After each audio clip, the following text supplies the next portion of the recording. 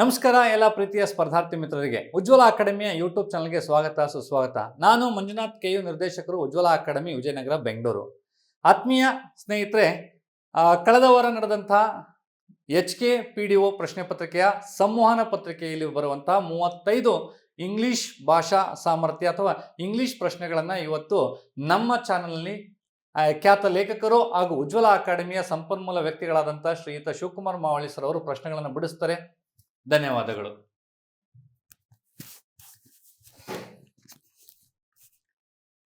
ಎಲ್ರಿಗೂ ನಮಸ್ಕಾರ.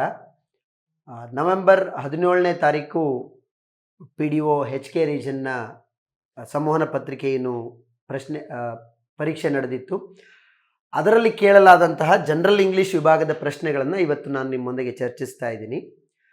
ನನಗೆ ನೀವು ಫಸ್ಟ್ ಒಪಿನಿಯನ್ಗೆ ಕೇಳೋದಾದರೆ ಈ ಪತ್ರಿಕೆ ಖಂಡಿತ 30ರ ಮೇಲೆ ಸ್ಕೋರ್ ಮಾಡುವಂಥ ಒಂದು ಪತ್ರಿಕೆಯಾಗಿತ್ತು.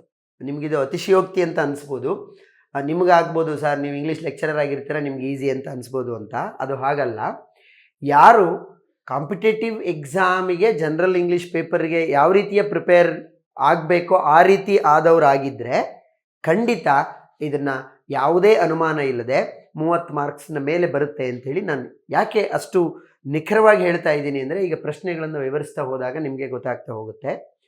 ಇನ್ಕ್ಲೂಡಿಂಗ್ ದ ಪ್ಯಾಸೇಜ್ ನನ್ನ ಹತ್ರ ಇರುವ ಪ್ರಶ್ನೆ ಪತ್ರಿಕೆ 17ನೇ ತಾರೀಕು ನಡೆದಂಥ HK ರೀಜನ್ನ PDOದ್ದು.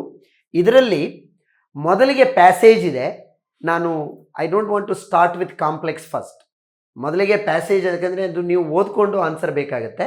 ಆ 5 ಪ್ರಶ್ನೆಗಳಿಗೆ ನಾನು ಕೊನೆಯಲ್ಲಿ ಬರ್ತೀನಿ. 35ರಿಂದ ನನ್ನ ಹತ್ರ ಇರುವ ಪತ್ರಿಕೆಯ ವರ್ಷನ್ನಲ್ಲಿ 35ರಿಂದ 40ರ ತನಕ ಪ್ಯಾಸೇಜಿನ ಪ್ರಶ್ನೆಗಳಿದ್ದಾವೆ. ಆ ಪ್ಯಾಸೇಜ್ ಏನನ್ನು ಹೇಳ್ತಾ ಇದೆ, ಅದರಲ್ಲಿರುವ ಪ್ರಶ್ನೆಗಳು ಏನಾಗಿದ್ವು, ಅದಕ್ಕೆ ಉತ್ತರಗಳು ಏನಾಗಿದ್ವು ಅನ್ನೋದನ್ನು ತದನಂತರದಲ್ಲಿ ವಿ ವಿಲ್ ಡಿಸ್ಕಸ್. ಅದನ್ನು ಬಿಟ್ಟು ನಾನು ನೇರವಾಗಿ 41ನೇ ಪ್ರಶ್ನೆಯಿಂದ ಹೋಗ್ತೀನಿ. 40ರಿಂದ 41, 42 ಪ್ರಶ್ನೆಗಿರುವ ಡೈರೆಕ್ಷನ್ ಏನು ಅಂದರೆ, A sentence has been given in active or passive voice. Out of the 4 given alternatives, select the one which best expresses the same sentence in passive or active voice.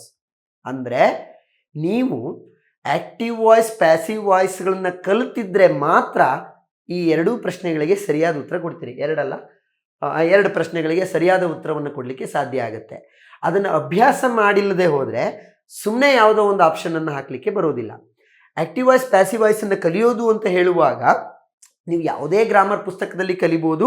ನಿಮ್ಮಲ್ಲಿ ಕೆಲವರಿಗೆ ಗೊತ್ತಿರ್ಬೋದು, ನನ್ನ ಗ್ರಾಮರ್ ಪುಸ್ತಕ ಇದೆ, general English by Shivakumar Mavali publication. ಇದರಲ್ಲಿ ನಾನು ಕನ್ನಡ ಮತ್ತು English ಎರಡೂ ಭಾಷೆಯಲ್ಲಿ ಎಕ್ಸ್ಪ್ಲೈನ್ ಮಾಡ್ತಾ ಆಕ್ಟಿವ್ ವಾಯ್ಸ್ ಪ್ಯಾಸಿವ್ ವಾಯ್ಸ್ಗೆ ಕನ್ವರ್ಟ್ ಮಾಡುವಾಗ ಇರಬಹುದಾದಂಥ ರೂಲ್ಸ್ಗಳೇನು, ಯಾವಾಗ ನಿಮ್ಗೆ ಇಲ್ಲಿ ಕೊಟ್ಟು ನೋಡಿ, ಅವನು ಎಷ್ಟು ಕ್ಲೆವರಾಗಿ ಅದು ಆ್ಯಕ್ಟಿವಲ್ಲಾದರೂ ಇರ್ಬೋದು ಪ್ಯಾಸಿವಲ್ಲಾದರೂ ಇರ್ಬೋದು ಅಂತ ಕೊಟ್ಟಿದ್ದಾನೆ. ನಿಮಗೆ ಇದರ ಜ್ಞಾನ ಇದ್ದರೆ ಮಾತ್ರ ಕ್ವೆಶ್ಚನ್ ಆ್ಯಕ್ಟಿವಲ್ ಇದೆಯೋ ಪ್ಯಾಸಿವಲ್ ಇದೆಯೋ ನಾನು ಯಾವುದನ್ನು ಹುಡುಕಬೇಕು ಅನ್ನೋದು ಗೊತ್ತಾಗುತ್ತೆ. ಇದು ಆಗಬೇಕು ಅಂದರೆ you must prepare well first. ಆ ಕಾನ್ಸೆಪ್ಟಿಗೆ ಫಸ್ಟ್ ಪ್ರಿಪೇರ್ ಆಗಿರಬೇಕು.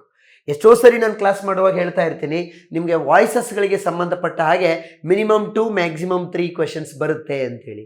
ಸೊ ನೋಡಿ, ಆ ಪ್ರತಿ ಕಾನ್ಸೆಪ್ಟ್ ಮೇಲೆ ನಾವು ಪ್ರಿಪೇರ್ ಆಗೋದು ಎಷ್ಟು ಮುಖ್ಯ ಅನ್ನೋದು ಇಲ್ಲಿ ಒಂದೊಂದೇ ಕಾನ್ಸೆಪ್ಟ್ ನೋಡ್ತಾ ಹೋಗುವಾಗ ನಾನು ಹೇಳ್ತಾ ಹೋಗ್ತೀನಿ. ನಿಮಗೆ ಸಿಲೆಬಸ್ ಅಂತ ನಿಮ್ದೇನು ಕೊಟ್ಟಿದ್ದಾರಲ್ವ ಜನರಲ್ ಇಂಗ್ಲೀಷು, ಆ ಸಿಲೆಬಸ್ಸಿನ ಪ್ರತಿ ಕಾನ್ಸೆಪ್ಟ್ ಮೇಲೆ ನೀವು ಪ್ರಿಪೇರ್ ಆಗೋದ್ರಿಂದ 100% ಪ್ರಿಪೇರ್ ಆಗೋದ್ರಿಂದ ಇಲ್ಲಿ 100% ಮಾರ್ಕ್ಸ್ ಬರ್ತಾ ಹೋಗುತ್ತೆ ಪ್ರತಿ ಕಾನ್ಸೆಪ್ಟಿಗೆ. The organisers of the conference will give you the certificate of participation towards the end of the conference ಅಂತಿದೆ. ನೋಡಿ, the organisers of the conference ಮೊದಲ ಕೆಲಸ ವಾಯ್ಸಸ್ಗಳಿಗೆ ಆನ್ಸರನ್ನು ಹುಡುಕುವಾಗ ಮಾಡಬೇಕಾಗಿರೋದು ಅಂತಂದರೆ ವಾಕ್ಯ ಯಾವ ಟೆನ್ಸಲ್ಲಿದೆ ಅನ್ನುವಂಥದ್ದು. ಪ್ರತಿ ಟೆನ್ಸ್ಗೆ ಅನುಗುಣವಾಗಿ ಪ್ಯಾಸಿವ್ ವಾಯ್ಸನ್ನು ಬರೀಲಿಕ್ಕೆ ಬೇರೆ ಬೇರೆ ರೂಲ್ಸ್ಗಳಿದ್ದಾವೆ. ಇಲ್ಲಿ ನಾನು ನಿಮಗೆ ಸರಳವಾಗಿ ಈ ಪ್ರಶ್ನೆಗೆ ಸಂಬಂಧಪಟ್ಟ ಹಾಗೆ ಹೇಳೋದಾದರೆ ಇಲ್ಲಿ ವಿಲ್ ಗಿವ್ ಅಂತ ಬಂದಿದೆ. ವಿಲ್ ಗಿವ್ ಅನ್ನುವಂಥದ್ದು ಸಿಂಪಲ್ ಫ್ಯೂಚರ್ ಟೆನ್ಸ್. ಈ ಸಿಂಪಲ್ ಫ್ಯೂಚರ್ ಟೆನ್ಸ್ ಅಥವಾ ಮಾಡೆಲ್ ಆಕ್ಸಿಲರೀಸ್ಗಳು will, shall, may, might, can, could, should ಇವು ಯಾವುದೇ ಇರಲಿ, ಯಾವುದೇ ಮಾಡೆಲ್ ಆಕ್ಸಿಲರಿ ಬಂದಂಥ ಸಂದರ್ಭದಲ್ಲಿ ನಾವು ಏನು ಮಾಡಬೇಕು ಅಂದರೆ ಇಲ್ಲಿ ನೋಡಿ, ವಿಲ್ ಗಿವ್ ಅನ್ನೋದನ್ನು ನೆನ್ಪಿಟ್ಕೊಳ್ಳಿ. ಸೊ ಇಂಥ ಒಂದು ಮಾಡೆಲ್ ಆಕ್ಸಿಲರಿ ಯಾವುದೇ ವಾಕ್ಯದಲ್ಲಿ ಬಂದಾಗ ಅದಕ್ಕೆ ನಾವು ಆನ್ಸರ್ ಬರೆಯುವಾಗ ಅದೇ ಮಾಡೆಲ್ ಆಕ್ಸಿಲರಿ ವರ್ಬನ್ನು ಬಳಸಿ ಅಡಿಷನಲ್ ಆಗಿ ಬಳಸುವಂಥದ್ದೇನು ಅಂದರೆ ಬಿ ಅನ್ನುವಂಥದ್ದನ್ನು ಅಡಿಷನಲ್ ಆಗಿ ಬಳಸ್ತೀವಿ ನಾವು. ಫಾರ್ ಎಕ್ಸಾಂಪಲ್, ಈಗ ಇಲ್ಲಿ ಆಪ್ಷನ್ ನೋಡೋದಾದ್ರೆ ಆಪ್ಷನ್ ಮೊದಲನೇ ಆಪ್ಷನ್ ನಮಗೆ ಸರಿ ಇದೆ ನೋಡಿ. ಯು ವಿಲ್ ಬಿ ಗಿವನ್, ಅಲ್ಲೇನಿತ್ತು ಮೇಲೆ ಕ್ವೆಶನ್ ಅಲ್ಲಿ, the organisers of the conference will give you ಅಂತಿತ್ತು. ಸೊ ಯು ಅನ್ನೋದು ಇಲ್ಲಿ ಆಬ್ಜೆಕ್ಟ್, ಅದನ್ನು ನಾನು ಸಬ್ಜೆಕ್ಟ್ ಮಾಡಬೇಕು. ಯು ತಗೊಂಡೆ, ವಿಲ್ ಇರೋದ್ರಿಂದ ನಾನು ಹೇಳ್ತಾ ಇದ್ದೀನಿ ಇದೇ ಟೆನ್ಸಸ್ ರೂಲ್ ಅಂತ ಕರಿತೀವಿ ವಾಯ್ಸಸ್ಗೆ ಕನ್ವರ್ಟ್ ಮಾಡುವಾಗ. ನೀವು ಇದನ್ನು ಕಲಿಬೇಕು ಅಂದರೆ ಪುಸ್ತಕಗಳಲ್ಲಿ ಫಸ್ಟ್ ಅದನ್ನು ನೀಟಾಗಿ ಅಧ್ಯಯನ ಮಾಡಿರಬೇಕು.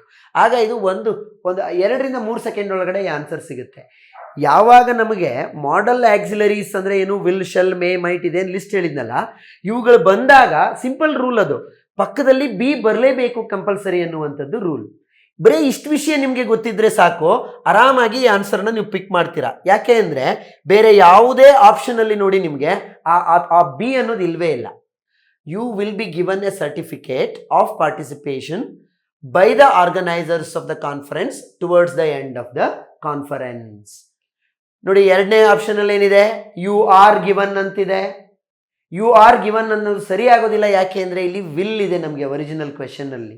ಸೊ ಸಿಂಪಲ್ ಫ್ಯೂಚರ್ ಟೆನ್ಸ್ ಇರೋದ್ರಿಂದ ವಿಲ್ ಬಿ ಅನ್ನೋದು ಮಾತ್ರ ಸರಿಯಾದ ಆನ್ಸರ್ ಆಗುತ್ತೆ. ಆನಂತರ ಮೂರನೇ ಆಪ್ಷನ್ ನೋಡಿ, ಯು ವರ್ ಗಿವನ್ ಅಂತಿದೆ. ಪ್ಲೀಸ್ ರಿಮೆಂಬರ್, ವಾಯ್ಸಸ್ಗಳಿಗೆ ಸಂಬಂಧಪಟ್ಟ ಹಾಗೆ ಫಸ್ಟ್ ರೂಲ್ ಏನು ಅಂದರೆ ಟೆನ್ಸಸ್ಗಳು ಯಾವ ಕಾರಣಕ್ಕೂ ಚೇಂಜ್ ಆಗಬಾರ್ದು. ಏನು ನಾವು 12 ಟೆನ್ಸ್ಗಳು ಹೇಳ್ತೀವಿ ಸಿಂಪಲ್ ಪ್ರೆಸೆಂಟಿಂದ ಫ್ಯೂಚರ್ ಪರ್ಫೆಕ್ಟ್ ಕಂಟಿನ್ಯೂಯಸ್ ತನಕ, ಆ 12 ಟೆನ್ಸ್ಗಳಲ್ಲಿ ಯಾವ ಟೆನ್ಸಲ್ಲಿ ಕ್ವೆಶನ್ ಇರುತ್ತೋ ಅದೇ ಪರ್ಟಿಕ್ಯುಲರ್ ಟೆನ್ಸಲ್ಲಿ ಪ್ಯಾಸಿವ್ ವಾಯ್ಸ್ಗೆ ಕನ್ವರ್ಟ್ ಆಗಬೇಕು. ಸೊ ಇಲ್ಲಿ ಸೆಂಟೆನ್ಸ್ ನಿಮಗೆ ಸಿಂಪಲ್ ಫ್ಯೂಚರಲ್ಲಿದೆ, ನೀವು ಇದನ್ನು ಪ್ರೆಸೆಂಟ್ ಸಿಂಪಲಲ್ಲಿ ಮಾಡೋಕ್ಕೆ ಬರೋದಿಲ್ಲ. ಥರ್ಡ್ ಆಪ್ಷನ್ ಇರೋದು ಪಾಸ್ಟ್ ಸಿಂಪಲಲ್ಲಿದೆ, ಯು ವರ್ ಗಿವನ್, ಅದು ಕೂಡ ತಪ್ಪು. ಸೊ ಹಾಗಾಗಿ ಮೂರನೇ ಆಪ್ಷನ್ ಕೂಡ ಸರಿ ಆಗೋದಿಲ್ಲ. ನಾಲ್ಕನೇ ಆಪ್ಷನ್ ನೋಡಿ, ನಿಮಗೆ ಬೇರೆ ಏನೋ ಇದೆ, you have to be given ಅಂತಿದೆ. ಅದು ಯು ಹ್ಯಾವ್ ಟು ಪಾರ್ಟಿಸಿಪೇಟ್ ಅನ್ನುವಂಥದ್ದು ಆಕ್ಟಿವ್ ವಾಯ್ಸಲ್ಲೇ ಇದೆಯೇ ಹೊರತು ಪ್ಯಾಸಿವ್ ವಾಯ್ಸಲ್ಲಿ ಇರುವ ವಾಕ್ಯ ಅಲ್ಲ. ಸೊ ಹೀಗೆ ಯಾವಾಗ ನಾವು ವಾಯ್ಸ್ಗಳ ಬಗ್ಗೆ ಸರಿಯಾಗಿ ತಿಳ್ಕೊಂಡು ಅಷ್ಟು ರೂಲ್ಸ್ಗಳನ್ನು ತಿಳ್ಕೊಂಡು ಒಂದಷ್ಟು ಪ್ರಾಕ್ಟೀಸ್ ಮಾಡಿರ್ತೀವೋ ಆವಾಗ ಮಾತ್ರ ಬರುತ್ತೆ ಇದು. ಯಾಕೆಂದರೆ ನಿಮ್ಮ ಮುಂದಿನ ಪರೀಕ್ಷೆಗಳಿಗೆ ನಾನು ಅನುಕೂಲ ಆಗಲಿ ಅಂತ ಹೇಳ್ತಾ ಇರೋದು. ವಾಯ್ಸಸ್ ಅಂದರೆ ಸುಮ್ಮನೆ ಅರ್ಧಂಬರ್ಧ ತಿಳ್ಕೊಂಡು ಹೋದರೆ ಯಾವ ಕಾರಣಕ್ಕೂ ನಿಮ್ಮ ಆನ್ಸರ್ 100% ಸರಿಯಾಗೋದಿಲ್ಲ. ಇದು ಎಲ್ಲ ಕಾನ್ಸೆಪ್ಟ್ಗಳಿಗೂ ಅನ್ವಯ ಆಗುತ್ತೆ.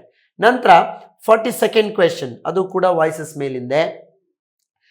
Govindaraju has taught grammar. ನೋಡಿ, ಇದೇ ಮೇನ್, ನಮ್ಗೆ ಇದಿಷ್ಟೇ main. Govindaraju subject, verb has ಇದೆ, ಟಾಟ್ ಗ್ರಾಮರ್, ಹ್ಯಾಸ್ ಟಾಟ್. ಇದು ಪ್ರೆಸೆಂಟ್ ಪರ್ಫೆಕ್ಟ್ ಕಂಟಿನ್ಯೂಯಸ್ ಟೆನ್ಸಲ್ಲಿದೆ. ನೋಡಿ, ನಿಮಗೆ ಟೆನ್ಸ್ಗಳು ಗೊತ್ತಾಗಲಿಲ್ಲ ಅಂದ್ರೂ ಕೂಡ ಕೆಲವು ಸಿಂಪಲ್ ರೂಲನ್ನು ನೀವು ನೆನ್ಪಿಟ್ಕೊಂಡು ಆನ್ಸರ್ನ ಪಿಕ್ ಮಾಡ್ಬೋದು. ಹೇಗೆ ಅಂದರೆ, please remember this, have, has, had, ಇವು ಮೂರು ಯಾವ ವಾಕ್ಯದಲ್ಲಿ ಕಾಣಿಸುತ್ತೋ ಅದರ ಜೊತೆಗೆ ಅಡಿಷನಲ್ ಆಗಿ ಬೀನ್ ಅನ್ನೋದು ಬರಬೇಕು. ಬೀನ್ ಹೇಗೆ ವಿಲ್, ಶೆಲ್, ಮೇ, ಮೈಟ್ ಜೊತೆಗೆ ಬಿ ಬಳಸಿದ್ರೋ, ಹ್ಯಾವ್, ಹ್ಯಾಸ್, ಹ್ಯಾಡ್ ಜೊತೆಗೆ ಪ್ಯಾಸಿವ್ ವಾಯ್ಸಲ್ಲಿ ಬೀನ್ ಅನ್ನೋದು ಬರಬೇಕು. ಆಗ ಮಾತ್ರ ಅದು ಪ್ಯಾಸಿವ್ ವಾಯ್ಸ್ನ ವಾಕ್ಯ ಆಗುತ್ತೆ. ಗ್ರಾಮರ್ ನೋಡಿ, ಗ್ರಾಮರ್ನ ಆ ಕಡೆ ತಗೊಂಡೆ, ಆಬ್ಜೆಕ್ಟನ್ನು ಸಬ್ಜೆಕ್ಟ್ ಮಾಡ್ಕೊಳ್ಬೇಕು. ಇದು ಕರ್ತರಿ ಕರ್ಮಣಿ ವಾಕ್ಯಗಳು ಅಂತ ಏನು ನೀವು ಕನ್ನಡದಲ್ಲಿ ಕರಿತೀರಲ್ವಾ, ಅದೇ ಇದು. ಗ್ರಾಮರ್ ಅನ್ನೋದು ಸಿಂಗ್ಯುಲರ್ ಆಗಿರೋದ್ರಿಂದ ನಾನು ಹ್ಯಾಸ್ ಬೀನ್ ಅಂತಲೇ ಬಳಸ್ತಾ ಇದ್ದೀನಿ, ಹ್ಯಾವ್ ಬೀನ್ ಅಂತ ಬಳಸ್ತಾ ಇಲ್ಲ. Please remember that.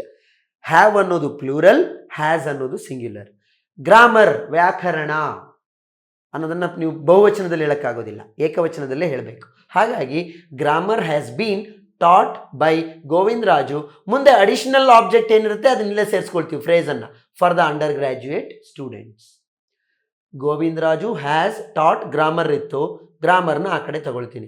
ನೋಡಿ, ಇಲ್ಲಿ Govindaraju has been good in teaching grammar, ಅದು ಸರಿಯಾದ ವಾಕ್ಯ ಇರ್ಬೋದು, ಆದರೆ ನಮಗೆ ಕೊಟ್ಟಿರುವ ವಾಕ್ಯದ ಪ್ಯಾಸಿವ್ ಫಾರ್ಮ್ ಅದು ಅಲ್ಲ, ಅದನ್ನು ನಾವು ಕಂಡುಹಿಡಿಬೇಕು. ಹಾಗಾಗಿ ನಂತರ ಮೂರನೇದನ್ನು ನೀವು ನೋಡೋದಾದರೆ, grammar has been taught by Govindaraju for the undergraduate students.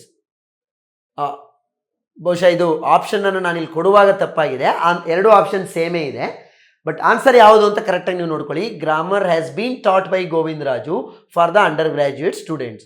ಇಲ್ಲೂ ಅದೇ ಬಂದಿದೆ.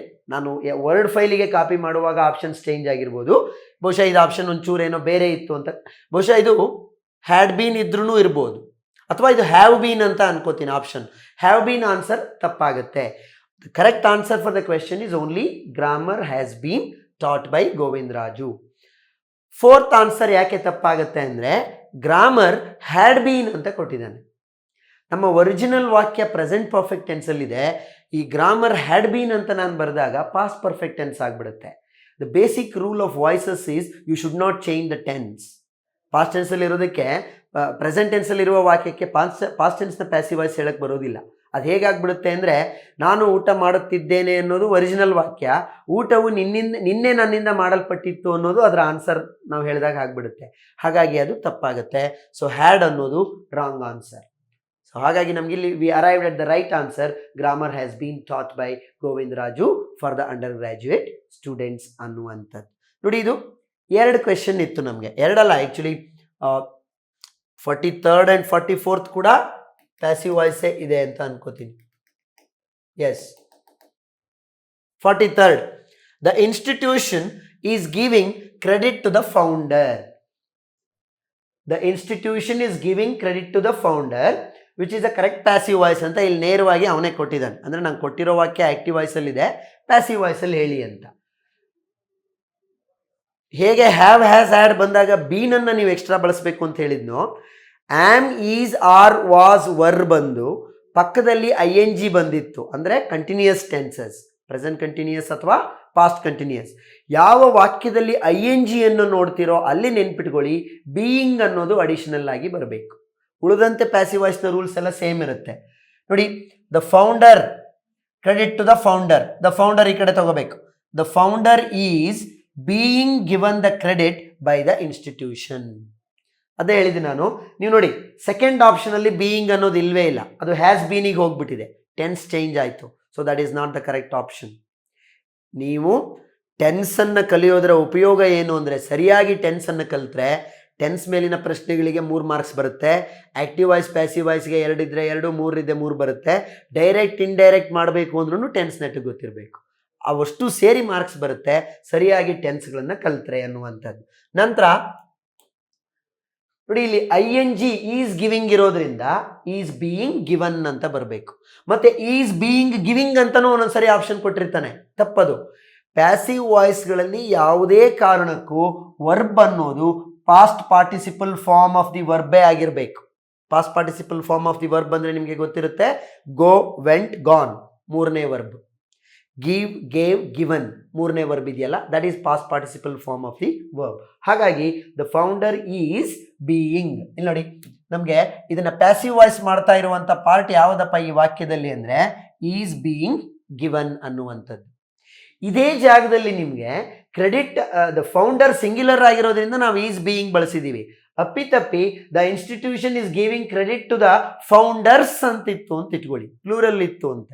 ಆಗ ಅದೇ ಟೆನ್ಸಲ್ಲಿ the founders instead of is ನಾವೇನನ್ನು ಬಳಸಿರ್ತಿದ್ವಿ, ಆರ್ ಅನ್ನೋದನ್ನು ಬಳಸಿರ್ತಿದ್ವಿ. The founders are being given the credit by the institution ಅನ್ನುವಂಥದ್ದು. ಗೊತ್ತಾಗ್ತಿದೆಯಲ್ವಾ? ಟೆನ್ಸ್ ಯಾವ ಕಾರಣಕ್ಕೂ ಚೇಂಜ್ ಆಗಬಾರ್ದು. ಅದೇ ಟೆನ್ಸಲ್ಲಿ ಪ್ರತಿಯೊಂದು ಟೆನ್ಸಲ್ಲೂ ಪ್ಯಾಸಿವ್ ವಾಯ್ಸನ್ನು ಹೇಗೆ ಮಾಡ್ತೀವಿ ಅನ್ನೋದಕ್ಕೆ ರೂಲ್ಸ್ಗಳಿದ್ದಾವೆ. ಸಿಂಪಲ್ ಇದ್ದಾಗ ಹೇಗೆ, ING ಇದ್ದಾಗ ಏನು ಮಾಡಬೇಕು, ಹ್ಯಾವ್ ಹ್ಯಾಸ್ ಹ್ಯಾಡ್ ಬಂದಾಗ ಏನು ಮಾಡಬೇಕು, ವಿಲ್ ಶಲ್. ನೋಡಿ, ಆ 3 ಮೇಲೂ ಪ್ರಶ್ನೆಗಳಿದ್ದಾವೆ. 4 ರೂಲ್ ಇರೋದಲ್ಲ, 4 ಟೆನ್ಸ್ ಹೇಗೆ ಕನ್ವರ್ಟ್ ಮಾಡೋದು ಅಂತ ನೀವು ತಿಳ್ಕೊಳ್ಬೇಕಾಗಿರೋದು. 4ರಲ್ಲಿ 3 ಮೇಲೂ ಪ್ರಶ್ನೆಗಳಿದ್ದಾವೆ. ಯಾವಾಗ ನಾವು ಆ 3ಅನ್ನು ತಿಳ್ಕೊಂಡು ನೀಟಾಗಿ ಅಧ್ಯಯನ ಮಾಡಿ ಬುಕ್ಕಲ್ಲಿ ಕೊಟ್ಟಿರುವಂಥ ಪ್ರಶ್ನೆಗಳನ್ನು ಪ್ರಾಕ್ಟೀಸ್ ಮಾಡ್ಕೊಂಡು ಹೋಗಿರ್ತೀವೋ ಇದಕ್ಕೆ ಸರಿಯಾದ ಉತ್ತರ ಸಿಗುತ್ತೆ. ಮತ್ತು ನಾನು ಯಾವಾಗಲೂ ಹೇಳ್ತಾ ಇರ್ತೀನಿ ಇದನ್ನು, ನಿಮಗೆ ಕೊಟ್ಟಿರುವ ಪ್ರಶ್ನೆ ಫಸ್ಟು ಯಾವ ಕಾನ್ಸೆಪ್ಟಿಂದ ಕೇಳಿದ್ದಾನೆ ಅನ್ನೋದು ಗೊತ್ತಾಗಬೇಕು. ಆವಾಗ ಮಾತ್ರ ನೀವು ಎಕ್ಸಾಮಿಗೆ ಪ್ರಿಪೇರ್ ಆಗಿದ್ದೀರಾ ಅಂತ ಅರ್ಥ.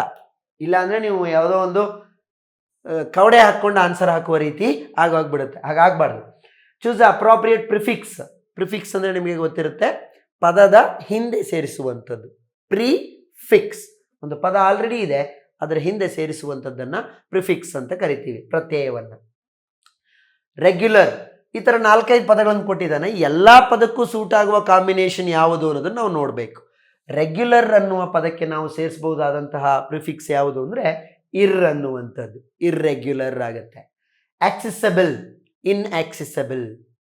Generate, degenerate. Adequate, inadequate. Adequate ಅಂದರೆ ಸಾಕಷ್ಟು ಅನ್ನುವಂಥದ್ದು, ಎಷ್ಟು ಬೇಕೋ ಅಷ್ಟು ಪ್ರಮಾಣ ಅನ್ನುವಂಥದ್ದು. ಇನ್ಅಡಿಕ್ವೇಟ್ ಅಂದರೆ ಅಷ್ಟು ಇಲ್ಲ ಅನ್ನುವಂಥದ್ದು. ಮ್ಯಾಕ್ಸಿಮಮ್ ಟೈಮ್ ಈ ಅನ್, ಇನ್, ಮತ್ತು ಇವುಗಳನ್ನು ಸೇರಿಸಿದಾಗ ಪ್ಯಾಸಿವ್ ಆಂಟಾನಿಮ್ಗಳು ಅದಕ್ಕೆ ಆ ಪದದ ಆಂಟಾನಿಮ್ಗಳಾಗಿ ಅವು ಪರಿವರ್ತನೆ ಆಗ್ತಾ ಇರ್ತವೆ. ಸೊ ಕಾಮನ್, ಅನ್ಕಾಮನ್, ಆಪ್ಷನ್ 1ನಲ್ಲಿ ಇವೆಲ್ಲವಕ್ಕೂ ಸೂಟ್ ಆಗುವಂಥವಿದ್ದಾವೆ. ನೋಡಿ, ನೀವು 2 ನೋಡಕ್ಕೆ ಹೋದರೆ ಇನ್ರೆಗ್ಯುಲರ್, ಸೊ ಅಲ್ಲೇ ಬಿಟ್ಟಾಕ್ಬಿಡ್ಬೋದು ಆಪ್ಷನನ್ನು. You need to know why something is a wrong answer to arrive at the correct answer. Next ಹೋಗಿ ಅನ್ರೆಗ್ಯುಲರ್, ಯಾವತ್ತು ಯಾರು ಹೇಳಿದ್ ನೀವು ಕೇಳಿರೋದಿಲ್ಲ. ಡಿರೆಗ್ಯುಲರ್ ಇರೋದಿಲ್ಲ. ಹಾಗಾಗಿ ಇಲ್ಲೇ ಫಸ್ಟ್ ಆಪ್ಷನ್ನಲ್ಲೇ ಈ 3 ತೆಗೆದು ಹಾಕ್ಬಿಡ್ಬೋದು. ಸೊ ಸ್ವಲ್ಪ ಇಂಗ್ಲೀಷನ್ನು ಕೇಳಿಸಿಕೊಳ್ಳುವ, ಅಲ್ಲಲ್ಲಿ ಯಾರಾದರೂ ಮಾತಾಡ್ತಾ ಇರುವ ಕೇಳಿಸಿಕೊಳ್ಳುವ, ಭಾಷಣಗಳನ್ನು ಕೇಳುವ, ಕಮೆಂಟ್ರಿ ಕೇಳುವ ಇಂಥ ಹವ್ಯಾಸವನ್ನು ಸ್ವಲ್ಪ ಬೆಳೆಸ್ಕೊಳ್ಬೇಕು ನಾವು. ಎಲ್ಲವನ್ನು ಕೇವಲ ಗ್ರಾಮರ್ ಪುಸ್ತಕದಿಂದ ಕಲ್ತು ಬಿಡೋದಿಲ್ಲ. ಎಷ್ಟೋ ಸರಿ ನಿಮ್ಮ ಈ ಜನರಲ್ ಇಂಗ್ಲೀಷ್ ಪೇಪರಲ್ಲಂತೂ ನಾರ್ಮಲ್ ಯೂಸೇಜ್, ಎವ್ರಿ ಡೇ ಯೂಸೇಜ್ನ ಆಧಾರದ ಮೇಲೆ ಕೆಲವು ಪ್ರಶ್ನೆಗಳಿರ್ತವೆ. ಅವಕ್ಕೆ ಜಸ್ಟ್ ಕಾಮನ್ ಸೆನ್ಸ್ ಇದ್ದರೆ ಸಾಕಾಗುತ್ತೆ. ಬಹಳ ದೊಡ್ಡ ಪ್ರಕಾಂಡ ಪಾಂಡಿತ್ಯ ಏನು ಬೇಕಾಗಿರೋದಿಲ್ಲ. ಹಾಗಾಗಿ yes, next question number 45 to 48. Idiom ಮತ್ತು ಫ್ರೇಸ್ಗೆ ಸಂಬಂಧಪಟ್ಟದ್ದು. ಇಡಿಯಮ್ಸ್ ಅಂದರೆ ನುಡಿಗಟ್ಟುಗಳು. ಹೇಗೆ ನಮ್ಮ ಭಾಷೆಯಲ್ಲಿ ಕನ್ನಡದಲ್ಲಿದ್ದಾವೋ ಅದೇ ರೀತಿ ಇಂಗ್ಲೀಷ್ನಲ್ಲೂ ಒಂದಷ್ಟು ಪದಗಳ ಒಂದು ಸಮೂಹ ಇರುತ್ತೆ. ಆದರೆ ಅದು ಆ ಪದಗಳಲ್ಲಿ, ಆ ಸಮೂಹದಲ್ಲಿರುವ ಪದಗಳ ಲಿಟ್ರರಿ ಅರ್ಥವನ್ನು ಕೊಡದೆ, ಅಕ್ಷರಶಃ ಅರ್ಥವನ್ನು ಕೊಡದೆ, ಹೊಸದಾದ ಒಂದು ರೀತಿಯ ಏನೋ ಅರ್ಥವನ್ನು ಪರ್ಟಿಕ್ಯುಲರ್ ಆಗಿ ಕೊಡ್ತಾ ಇರುತ್ತೆ. ಅದನ್ನು ಐಡೆಂಟಿಫೈ ಮಾಡಬೇಕು. ವಾಕ್ಯದಲ್ಲಿ ಇಡಿಯಮ್ಮನ್ನು ಬಳಸಿದನವನು ಆ ಇಡಿಯಮ್ಮನ್ನು ಇಟ್ಕೊಂಡು ನಾವು ಏನು ಮಾಡ್ತಾ ಹೋಗಬೇಕು, ಯಾವ ಆ ಇಡೀ ವಾಕ್ಯದ ಅರ್ಥ ಯಾವತ್ತು ಸರಿಯಾಗುತ್ತೆ ಅನ್ನೋ ಆಪ್ಷನನ್ನು ಹುಡುಕಬೇಕು. ನೋಡಿ, he applied for many jobs because it is not safe to put all your eggs into one basket. ನೋಡಿ, ಇದು ಒಂದು ನುಡಿಗಟ್ಟಿದು. Put all your eggs into one basket ಅಂದರೆ, ನನ್ನ ಹತ್ರ ಒಂದಷ್ಟು ದುಡ್ಡಿದೆ ಅಥವಾ ನನ್ನ ಹತ್ರ ಒಂದಷ್ಟು ಏನೋ ರಿಸೋರ್ಸ್ ಇದೆ, ಅವೆಲ್ಲವನ್ನು ಒಂದ್ರ ಮೇಲೆ ಇನ್ವೆಸ್ಟ್ ಮಾಡ್ಕೊಂಡು ಏನೋ ಒಂದು ದೊಡ್ಡ ರಿಸಲ್ಟ್ ಬರುತ್ತೆ ಅಂತ ಕಾಯ್ತಾ ಕೂರೋದು. It is always dangerous. ನಾವು ಯಾವುದೋ ಒಂದೇ ವ್ಯಕ್ತಿ ಅಥವಾ ಒಂದೇ ವಿಷಯದ ಮೇಲೆ you should always have a plan B ಅಂತಾರಲ್ವ, ಹಾಗೆ ಕೇವಲ ಪ್ಲ್ಯಾನ್ ಎ ಮೇಲೆ ನಮ್ಮ ಎಲ್ಲ ಸಾಮರ್ಥ್ಯವನ್ನು, ಸಂಪನ್ಮೂಲವನ್ನು ವ್ಯಯ ಮಾಡಬಾರ್ದು ಅನ್ನುವಂಥದ್ದನ್ನು ಹೇಳುವ ಒಂದು ವಾಕ್ಯ ಇದು, ಇಡಿಯಮ್ ಇದು. ಆ ಅರ್ಥ ಕೊಡುವ ಆಪ್ಷನ್ ಯಾವುದಿದೆ ನಾವು ನೋಡೋಣ. He applied for many jobs because he thought that he was passionate about all the jobs he applied for. ಅಲ್ಲ, ಅವನಿಗೆ ಎಲ್ಲ ಜಾಬ್ಗಳನ್ನು ಮಾಡಬೇಕು ಅಂತ ಆಸೆ ಇತ್ತು, ಅದಕ್ಕೋಸ್ಕರ ಅಪ್ಲೈ ಮಾಡ್ದ? ಅಲ್ಲ. ನಾನು ಅದ್ರ ಮೀನಿಂಗ್ ಆಗಲೇ ಹೇಳ್ಬಿಟ್ಟಿದ್ದೀನಿ ನಿಮಗೆ. Putting all your eggs into one basket ಅಂದರೆ ನಿಮ್ಮ ಎಲ್ಲ ಸಮಯವನ್ನು, ಸಂಪನ್ಮೂಲವನ್ನು, ಸಾಮರ್ಥ್ಯವನ್ನು ಒಂದೇ ಕಡೆ ವಿನಿಯೋಗಿಸೋದು ಅಂತ. He applied for many jobs because he had enough money to spend on applications. It is a very silly option ಇದು. ನನ್ನ ಹತ್ರ ಎಲ್ಲ ಜಾಬಿಗೂ ಅಪ್ಲಿಕೇಶನ್ ಹಾಕ್ಲಿಕ್ಕೆ ದುಡ್ಡಿದೆ, ಹಾಗಾಗಿ ಹಾಕ್ಬಿಟ್ಟ ಅವನು ಅಂತೇಳಿ ಕೊಟ್ಟಿದ್ದಾನೆ. ಇದು ಆನ್ಸರ್ ಅಲ್ಲ ಅನ್ಲಿಕ್ಕೆ ನಿಮ್ಗೆ ಇಂಗ್ಲೀಷೇ ಗೊತ್ತಿರಬೇಕಾಗಿಲ್ಲ, ದೊಡ್ಡ ಮೇಧಾವಿ ಆಗಿರಬೇಕಾಗಿಲ್ಲ. That is a silly option ಅಂತೇಳಿ ಗೊತ್ತಾಗುತ್ತೆ ನೋಡಿದಾಗ. He did not want to lose any job as he was good at multitasking. ಅವನಿಗೆ ಮಲ್ಟಿ ಟಾಸ್ಕಿಂಗ್ ಗೊತ್ತಿತ್ತು, ಒಂದು ಸಂದರ್ಭದಲ್ಲಿ ಅನೇಕ ಕೆಲಸ ಮಾಡುವ ಸಾಮರ್ಥ್ಯ ಇದ್ದಿದ್ದರಿಂದ ಅಪ್ಲೈ ಮಾಡಿಬಿಟ್ನಾ? ಖಂಡಿತ ಅದು ಆಗಲಿಕ್ಕೆ ಸಾಧ್ಯವಿಲ್ಲ. 4 ಆಪ್ಷನನ್ನು ಓದಬೇಕು ಯಾವಾಗಲೂ. He applied for many jobs because he knew that depending for success on any one person or one plan is not good. So this makes the absolute option. Putting all your eggs into one basket. ಯಾಕೆ ಅಂದರೆ ಅವನು depend ಆಗಿರಲಿಲ್ಲ. ಅಂದರೆ ಹೀಗೆ ಮಾಡೋದ್ರಿಂದ ಕೇವಲ ಒಬ್ಬರ ಮೇಲೆ ಅಥವಾ ಒಂದೇ ಪ್ಲ್ಯಾನ್ ಮೇಲೆ ಡಿಪೆಂಡ್ ಆದಂಗೆ ಆಗುತ್ತೆ ಅನ್ನುವ ಕ್ಲೆವರ್ನೆಸ್ ಅವನಲ್ಲಿ ಇದ್ದಿದ್ದರಿಂದ he did not do that ಅನ್ನುವಂಥದ್ದು. Okay, so option 4 is the answer. 46th question. The young boy was born with a silver spoon. ಇದನ್ನೆಲ್ಲ ನಾವೆಲ್ಲರೂ ಕೇಳಿರ್ತೀವಿ. 3-4 ನುಡಿಗಟ್ಟುಗಳಲ್ಲಿ ಕೆಲವು ಸರಿ ರಿಪೀಟ್ ಆಗ್ತಾ ಇರ್ತವೆ ಇವು ಮತ್ತೆ ಮತ್ತೆ. ನಾನು ಅದಕ್ಕೆ ಏನು ಮಾಡಿದ್ದೀನಿ, ಪುಸ್ತಕದಲ್ಲಿ ಇದುವರೆಗೆ ಬೇರೆ ಬೇರೆ ಪರೀಕ್ಷೆಯಲ್ಲಿ ಬಂದಿರುವಂತಹ ನುಡಿಗಟ್ಟುಗಳು ಅಷ್ಟನ್ನೂ ಕ್ರೋಢೀಕರಿಸಿ ಅವುಗಳ ಕನ್ನಡ ಅರ್ಥವನ್ನು ಕೊಡುವ ಪ್ರಯತ್ನ ಮಾಡಿದ್ದೀನಿ. ಈಗ Born with a silver spoon, ಅವನು ಬಿಡು, ಅವನು ಬಂಗಾರದ ಚಮಚ ಇಟ್ಕೊಂಡು ಬಾಯಲ್ಲಿ ಇಟ್ಕೊಂಡು ಹುಟ್ಟಿರೋನು ಅಂತ ಕನ್ನಡದಲ್ಲೂ ಮಾತಾಡ್ತಾ ಇರ್ತೀನಿ. Which means he is very rich ಅಂತ, ತುಂಬ ಶ್ರೀಮಂತರು ಅಂತ. ಬಾರ್ನ್ ಇನ್ ಪಾವರ್ಟಿ ಅನ್ನೋದು ಬರುತ್ತಾ? ಅಲ್ಲ. Born in a happy family, born in misery ಅಂದರೆ ಕಷ್ಟ ಅಂತ. ಕಷ್ಟಗಳಲ್ಲಿ ಹುಟ್ಟಿದವನನ್ನು ಸಿಲ್ವರ್ ಸ್ಪೂನ್ ಅಂತ ಹೇಳೋಕ್ಕಾಗತ್ತಾ? Obviously the option would be born in wealth and luxury. ಸಾಕಷ್ಟು ಸಂಪತ್ತಿದ್ದಂತಹ, ಲಕ್ಸುರಿ, ಐಷಾರಾಮಿ ಬದುಕು ಇದ್ದಂಥ ಒಂದು ಕುಟುಂಬದಲ್ಲಿ ಅವನು ಹುಟ್ಟಿದ್ದಾನೆ ಅನ್ನುವಂಥದ್ದು ಅದರ ಅರ್ಥ ಆಗತ್ತೆ. 47th question. ಇದು ಕೂಡ ಇಡಿಯಮ್ಸ್ದೆ. The judges did not pay attention to the argument of the lawyer because they knew that he was playing the devil's advocate. ಇದು ನೋಡಿ ಸಾಕಷ್ಟು ಸರಿ ಪರೀಕ್ಷೆಯಲ್ಲಿ ಬಂದಿರೋದು, ಸಾಕಷ್ಟು ಪುಸ್ತಕಗಳನ್ನ ನಾವು ಓದಿರ್ತೀವಿ. ಬಟ್ ಸರಿಯಾದ ಮೀನಿಂಗ್ ಏನು? ಡೆವಿಲ್ಸ್ ಅಡ್ವೊಕೇಟ್ ಅಂದರೆ ಕೌಂಟರ್ ಆರ್ಗ್ಯುಮೆಂಟನ್ನು ಕೊಡೋದು ಅನ್ನೋಂಥ ಅದರ ಅರ್ಥ. ಈಗ ಇವರೊಂದು ವಾದ ಮಾಡಿದರೆ ಅದಕ್ಕೆ ನಾನೊಂದು ಕೌಂಟರ್ ಆರ್ಗ್ಯುಮೆಂಟ್ ಕೊಡೋದು ಅಂತ. ಬಟ್ ನಿಜವಾದ ಕರೆಕ್ಟಾದ ಅದರ ಇಡಿಯಮ್ಯಾಟಿಕ್ ಎಕ್ಸ್ಪ್ರೆಷನ್ ಏನು ಅಂದರೆ, ನನ್ನಲ್ಲಿ ಏನೋ ಒಂದು ಸ್ಟಫ್ ಇದ್ದು ನಾನು ವಾದ ಕೊಡೋದಲ್ಲ, ನೀವು ಮಾಡಿರೋದ್ರಿಂದ for the sake of arguing. Sometimes I will be knowing that it has nothing, ಇದರಲ್ಲಿ ಮೀನಿಂಗೇ ಇಲ್ಲ ಅನ್ನೋದು ನನಗೂ ಗೊತ್ತಿರುತ್ತೆ, ಅದರಲ್ಲಿ ಪೊಟೆನ್ಷಿಯಲ್ ಇಲ್ಲ ಅನ್ನೋದು ಗೊತ್ತಿರುತ್ತೆ. Devils advocate. ಸೊ ನಾನು ಒಂದು ಕೌಂಟರ್ ಆರ್ಗ್ಯುಮೆಂಟನ್ನು just for the sake of giving ಕೊಡ್ತೀನಿ. ನೋಡಿ, ನೀವು ವಾಕ್ಯ ನೋಡಿದರೆ ಗೊತ್ತಾಗ್ಬಿಡುತ್ತೆ. ಜಡ್ಜಸ್ ಯಾಕೆ ನಂಬಲಿಲ್ಲ ಅಂದರೆ, ನೋಡಿ ಈಗ ಆಪ್ಷನ್ಗಳನ್ನು ನೋಡಿ. Because the lawyer they knew that he was under the spell of the devil. ಇದೊಂದು ಆಪ್ಷನ್ ಆಗ್ಲಿಕ್ಕೆ ಸಾಧ್ಯನಾ? ಅವನಿಗೆ ದೆವ್ವಗಳ ಮ್ಯಾಜಿಕ್ ಅವನ ಮೇಲೆ ಆಗಿದೆ ಅಂತೇಳಿ ನಮ್ಮದೇ ಇರ್ತಾರ ಜಡ್ಜ್ಗಳು? ಇಲ್ಲ. ನೀವು ಬಹಳ ಸುಲಭವಾಗಿ ಕೆಲವು ಸರಿ ಎಲಿಮಿನೇಟ್ ಮಾಡ್ತಾ ಹೋಗ್ಬೋದು ಆಪ್ಷನ್ಗಳನ್ನು, and then you can arrive at the right option. The lawyer was not arguing properly because he was bribed by the police officer. ಅದನ್ನು ಡೆವಿಲ್ಸ್ ಅಡ್ವೊಕೇಟ್ ಅಂತ ಹೇಳಿ ಕರೆಯೋದಿಲ್ಲ. ಡೆವಿಲ್ಸ್ ಅಡ್ವೊಕೇಟ್ ಅಂದ್ರೆ ಕೌಂಟರ್ ಆರ್ಗ್ಯುಮೆಂಟ್ ಅಂತ. The judges did not pay attention to the lawyer because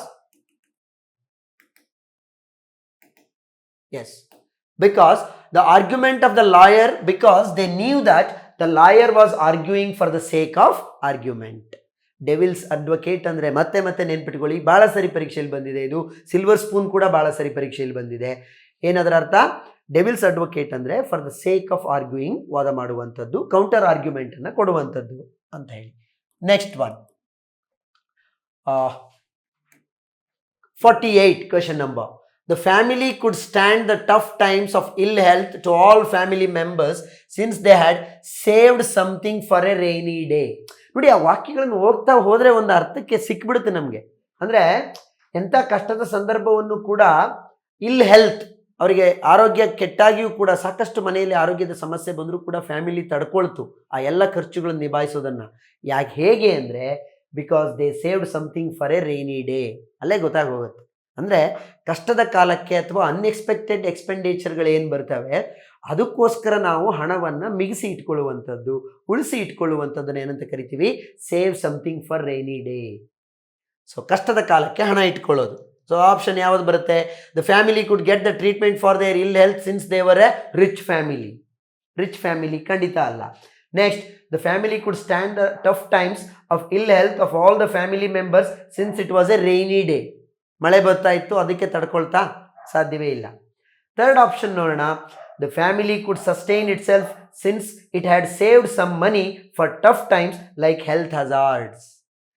tough time, ಕಷ್ಟದ ಸಂದರ್ಭ ಅಥವಾ unexpected ಎಕ್ಸ್ಪೆಂಡಿಚರ್ಗೋಸ್ಕರ ಹಣವನ್ನು ಸೇವ್ ಮಾಡಿದ ಕಾರಣಕ್ಕಾಗಿ ಆ ಫ್ಯಾಮಿಲಿಗೆ ಈ ಅನಾರೋಗ್ಯದ ಖರ್ಚನ್ನು ಭರಿಸುವ ಶಕ್ತಿ ಅಥವಾ ಅದನ್ನು ತಡೆದುಕೊಳ್ಳುವ ಸಾಮರ್ಥ್ಯ ಬಂತು ಅನ್ನುವಂಥದ್ದು ಸರಿಯಾದ ಆಪ್ಷನ್ ಆಗುತ್ತೆ.